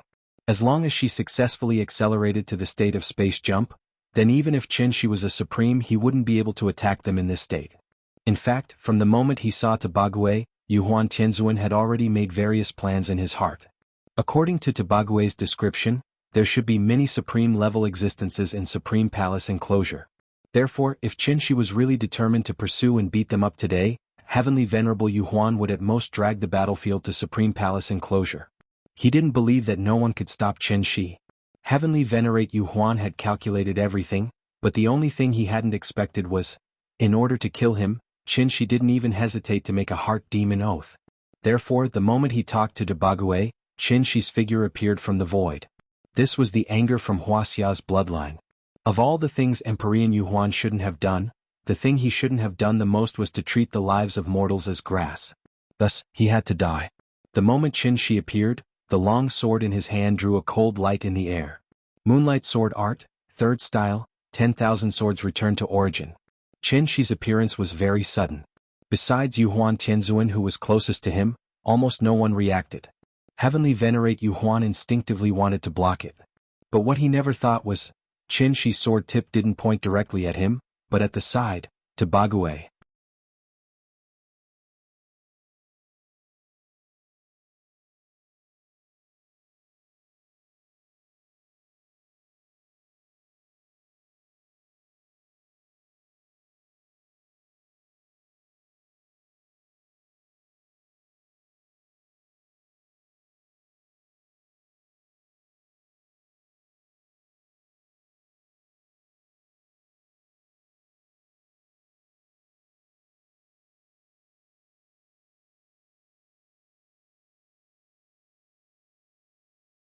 Chapter 492. I'm very puzzled. Why is there more and more rhythm recently? Is it the first day that I started to update every day? If I remember correctly, I've already updated every day for half a year, and there were 4 months in between where I updated every 2 days. Of course, I can understand. Saying that I'm slow is actually a disguised form of urging me to update. Covering face shyly, so I want to thank everyone for their continuous support. Every comment, every monthly vote, every recommendation ticket, every tip you gave me. Actually, I've seen it all and remembered it in my heart. Now, let's talk about the reason for updating every day. My reason is actually very good. Because I want to improve. From the external data, this book seems to be completely dead. But my royalties didn't decrease at all. Because of the channel bonus, if I update one more chapter every day, my monthly income will increase by at least 1 to 20,000. I'm not saying this to show off, but to prove, I'm really not writing books for money. I just want to write better. If it's to make money, then from the day this book was published, my word count skyrocketed. My annual income is at least 500,000 if not 1,000,000. I need to announce the results here. This book's current average order is 11,000, but the high order has reached 60,000. This 60,000 does not only refer to a single chapter, but it refers to the nearly 30 chapters that started to be published. After that, it began to plummet. 50,000, 40,000, 30,000, 20,000, 10,000, and now more than 1,000. It will probably continue to fall. I'm not writing well. But I did write well before I published it.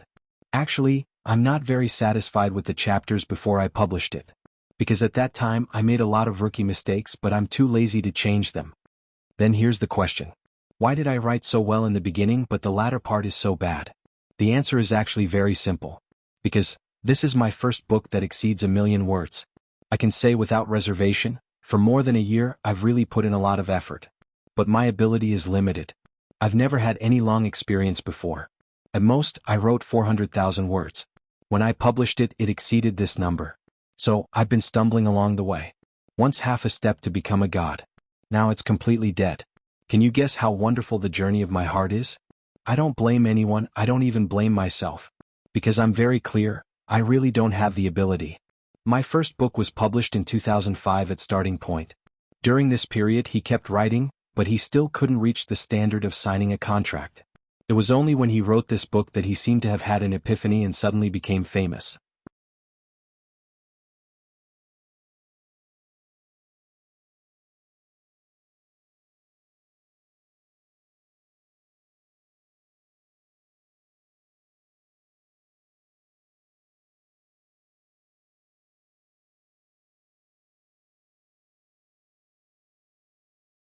Every time they self-destructed, it was like a festive firework, shining non-stop in this silent universe. After enduring for 3 breaths, another incense stick of time welcomed. Finally, After nearly half of the people on the ship were gone, a ray of light finally appeared in Yuhuan Tianzuan's eyes. Venerable One, look. That's the Tuoba family's flag. We're saved.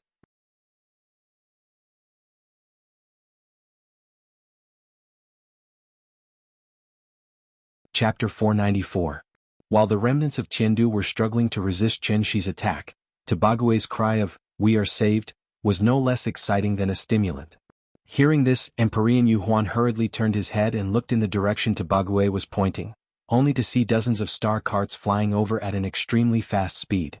When these starships approached, Yuhuan Tianzuan finally saw the flag of the Tuoba family hanging high on the mast of the main ship. The flag was very exquisite and was definitely not ordinary. There were 2 words written on it, and the flag was embroidered with sea water patterns and clouds. It seemed to imply that the Tuoba family had a long and prosperous history. The reinforcements Tabague had been waiting for, they had finally arrived. There were a total of 24 starships that came to support. When they were about to approach the location of Tabague's group, these starships immediately took the lead with the main ship, and the rest split into 2 sides and spread out in a goose formation. Looking at their momentum, there was a faint air of military formation. Seeing this, Chen Shi temporarily withdrew his true essence and then quietly floated in the void, as if he wanted to see why this group of people had come. "Your Excellency is Mr. Qin? Tuoba Yi is here. Greetings, sir." After the starship stopped, a figure flew out at an extremely fast speed, and then went straight to Chen Shi. The 2 faced each other in space. Chen Shi sized up the other party, and the other party sized him up at the same time. This man who claimed to be the head of the Tuoba family had a cultivation base around the middle stage of divine transformation, which should be at the same level as Yuhuan Tianzuan. Perhaps because he knew that his cultivation base was far lower than Chen Shi, as soon as Tuoba Yi appeared, he took the initiative to respectfully greet Chen Shi. Chen Shi naturally knew why Tuoba Yi had come. Therefore, he didn't even bother to waste time with the other party. After waving his hand indifferently, Chen Shi said coldly, "Since I have chased you all the way here today, I have already made it clear that I will never let this matter go. Get out of the way. You can't stop me." After saying that, Chen Shi's figure disappeared from Tuoba Yi's sight. By the time Tuoba Yi came back to his senses, Chen Shi had already caught up with the dilapidated Xingcha in front of him and continued to demolish it. Bang! When the sword light emitted by Chen Shi once again collided with the large array, a strong wave of true essence instantly set off in the void. At that moment, the joy of seeing the reinforcements immediately fell to the bottom of the valley. Even though the Tuoba family's reinforcements had arrived, the situation didn't seem to have improved. Chen Shi was still attacking the formation. Everyone was still struggling to hold on under his attacks. Inside the array, Yuhuan Tianzuan and the others looked at the sky with stern expressions. At this point, they could only place all their hopes on Tuoba Yi. They could only hope that everything was as Tuoba Gue said, that the Tuoba family was willing to offend a supreme in exchange for the alliance of the entire heaven capital. Otherwise, Yuhuan Tianzuan could only use his own method to deal with the catastrophe in front of him. "Mr. Qin, can you stop and listen to me?" Chen Shi's reaction was completely out of Tuoba Yi's expectations. It was true that Chen Shi was a supreme. However, Tuoba Yi was not bad either. As the leader of the Tuoba family, Tuoba Yi represented the entire Tuoba family's will. Seeing Chen Shi's unreasonable and ruthless way of doing things, it seemed that he didn't put him in his eyes at all. Tuoba Yi's face darkened, and he had to quickly change his plan. Thus, he came in front of Chen Shi again and suddenly opened his arms, as if he wanted to stop Chen Shi from continuing to attack Xingcha. "You want to die?" Seeing this, Chen Shi did not hesitate. He raised the long sword in his hand and slashed at the array again. Not to mention Tuoba Yi, even if the entire Tuoba family stood in front of him today, he would still eat Yuhuan Tianzuan alive. There was no way to talk. There was really no way to talk. Seeing that Chen Shi was treating him like he didn't exist, Tuoba Yi seemed to be a little angry. Thus, Tuoba Yi's eyes suddenly flashed with a trace of fierceness, and then he took out a fan-like thing from his arms. Swoosh! As soon as this magic treasure was taken out, Chen Shi noticed a trace of unusual energy fluctuation from it. He originally left some leeway, intending to give Tuoba Yi a chance to stay out of this. But since Tuoba Yi was so unappreciative, then don't blame him for being merciless. Therefore, the moment Tuoba Yi took out the folding fan, the long sword in Chen Shi's hand suddenly emitted a dazzling light, and then with an unparalleled power, it directly slashed at Tuoba Yi in front of him. Bang! There was no air in space, so naturally sound couldn't be transmitted. With a flash of light, a strong shock wave with true essence as the medium suddenly spread out. Wherever the shock wave went, the meteorites immediately turned into dust and completely disappeared in this vast universe. The star Cha where the people of Tiandu were on was closest to the explosion, so the impact of this star Cha was naturally the strongest. Under such a huge impact, this star Cha was shaken and rolled quickly. After rolling for thousands of meters away, it was under the control of Tuoba Gue that the ship stabilized. Even with the protection of the array, Star Cha was blown away by the explosion. And Tuoba Yi, who took Qin Shi's sword head-on, seemed to be fine.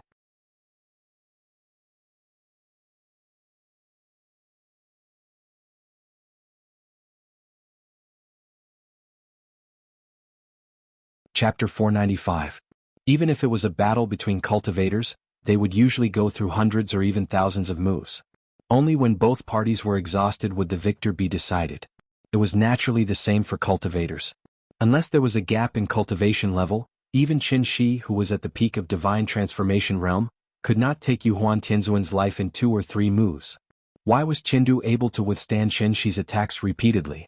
It was because they had gathered the strength of everyone on the ship. Several thousand immortal cultivators above the gold core stage were using the cosmic stars formation as a medium to gather everyone in the formation. Everyone was bound together for good or ill, and everyone was bound together for good or ill. Let's give a simple example. If Qin Shi's attack was compared to a flood, then the people of Tiandu were a dam. The dam was eroded bit by the flood. When the dam could no longer withstand the impact of the flood, the entire dam would immediately collapse and completely disappear in the torrential flood. Then there was a problem. Tiandu had gathered everyone's strength, but they could only barely hold on for a while. How could this Tuoba Yi, who was only at the middle stage of divine transformation realm, be able to withstand Qin Shi's sword attack without suffering any injuries? How could there be nothing fishy about it? Qin Shi immediately understood why Tuoba Yi could withstand his sword attack. The reason was very simple. Because there was an expert helping him in secret. The folding fan was Taoist Master Chongshu's natal magic treasure. Taoist Master Chongshu himself was a supreme existence. He could freely travel through the void like Qin Shi. Because he had been hiding in the void and was not in the main plane, even Qin Shi could not discover his existence immediately. Taoist Master Chongshu? After hearing Tuoba Ye's words, Qin Shi could not help but frown slightly and asked coldly, "You are not a member of Tuoba family?" Hearing this, Taoist Master Chongshu chuckled. The smile on his face was just like the spring breeze, which formed a sharp contrast with the indifference on Qin Shi's face. "My name is Master Chongshu. I am the sect master of Jade Clear Grotto Heaven." Jade Clear Grotto Heaven? Qin Shi had long heard of this name from Cheng Hua. Therefore, after hearing the old man's self-introduction, Qin Shi immediately understood everything. Jade Clear Grotto Heaven should be the strongest force in the Supreme Palace enclosure, right? With the current strength of the Tuoba family, even with the addition of Tiandu, they simply could not withstand the fury of Qin Shi. Tuoba Yi was very smart, but he was also very greedy. Just like Tobagwe. This was human nature. The moment Tuoba Yi received the news, he began to repeatedly weigh the gains and losses. As he thought about it, he finally couldn't resist the temptation and made the same choice as Tobagwe.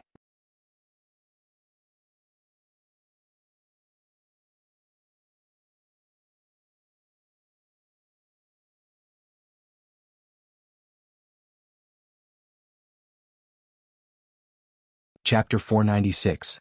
The middle state was located in the middle of the Supreme Palace enclosure. There were many mountains in the territory, and one of them was the most well-known, the Heavenly Yu Mountain. The Heavenly Yu Mountain stretched for hundreds of miles.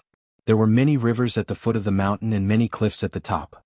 It could be said that the mountain was high and the river was dangerous. In addition, the mountain was shrouded in clouds all year round. The spiritual energy in the mountain was far superior to the outside world. Therefore, it was also called the first paradise of the Supreme Palace enclosure. The name of the Jade Clear Paradise came from this. On this day, many disciples of the Jade Clear Paradise were carrying out their daily cultivation in the square. Suddenly, a dilapidated large Xingcha appeared in the clouds of the distant mountain. The disciples looked up and saw that the Xingcha seemed to have entered an uninhabited land. After breaking through the mountain gate's formation, it directly landed in the square. Boom! With a loud sound, the dilapidated Xingcha finally completed its final mission and turned into a pile of debris in the martial arts practice field. "Who is it?" Who dares to break into the jade-clear paradise and destroy our mountain gate?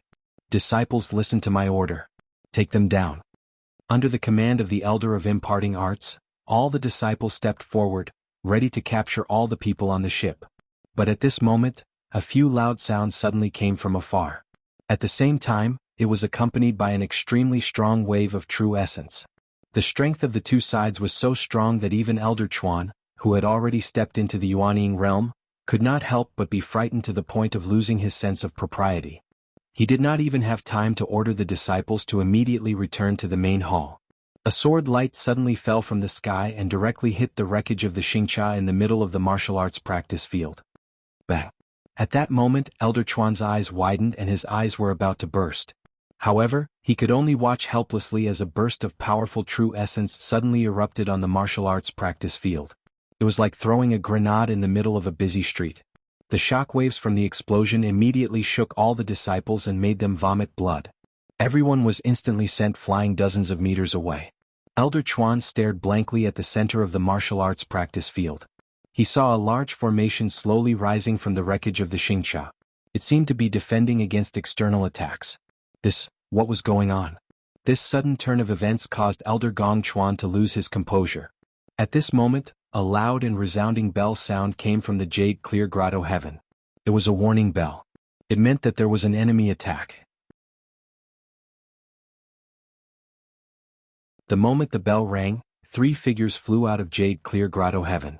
After a short meeting, the 3 of them turned into streams of light and completely disappeared from the technique imparting elder's sight. This is Tongxian, Nanhua, and Dongling? Elder technique imparting elder was completely stunned. Profound enlightening Nanhua Dongling. If a void-pierce stage expert was included, then the 4 great reverends of the jade-clear heavenly grotto heaven would be gathered. The 3 ancestors had been in seclusion for many years and had long stopped caring about worldly affairs. His sudden appearance today meant that the jade-clear grotto heaven was about to face a great calamity? Thinking of this, Elder Gong Chuan suddenly felt a chill in his heart. Therefore, he no longer cared about Xingqia's remains in the middle of the drill ground. Instead, he led the group of disciples and quickly returned to the main hall. Wasn't Yuhuan Tianzuan and his group on the Xingqia ship that suddenly fell into the jade-clear grotto heaven? Under Qin Shi's continuous attacks, the damage to Tiandu was getting heavier and heavier. Seeing that the jade-clear grotto heaven was right in front of him, Yuhuan Tianzuan gritted his teeth and ordered everyone to withdraw the grand formation to reduce the pressure that they had to bear. The result of doing so was obvious. After losing the protection of the grand formation, Xingqia, which was already badly damaged, was immediately shot down by Qin Shi and smashed into the drill ground of the jade-clear grotto heaven. It finally stopped. Presumably, it would also stop here forever in the future. Venerable, this Xingqia has been destroyed. What should we do next?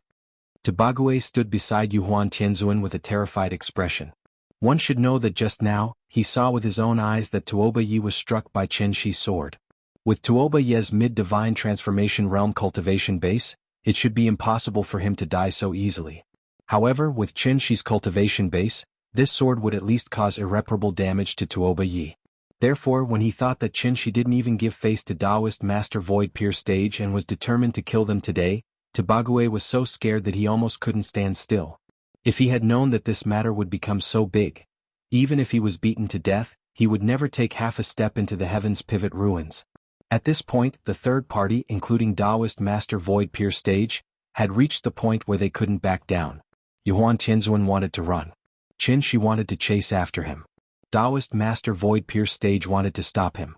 If Yuhuan Tianzuan didn't run, Qin Shi would kill him. If Qin Shi didn't kill him, how could the Heart Demon Oath be fulfilled? As the third party, if Taoist Master Void Pierce Stage couldn't stop Qin Shi, where should he put his old face?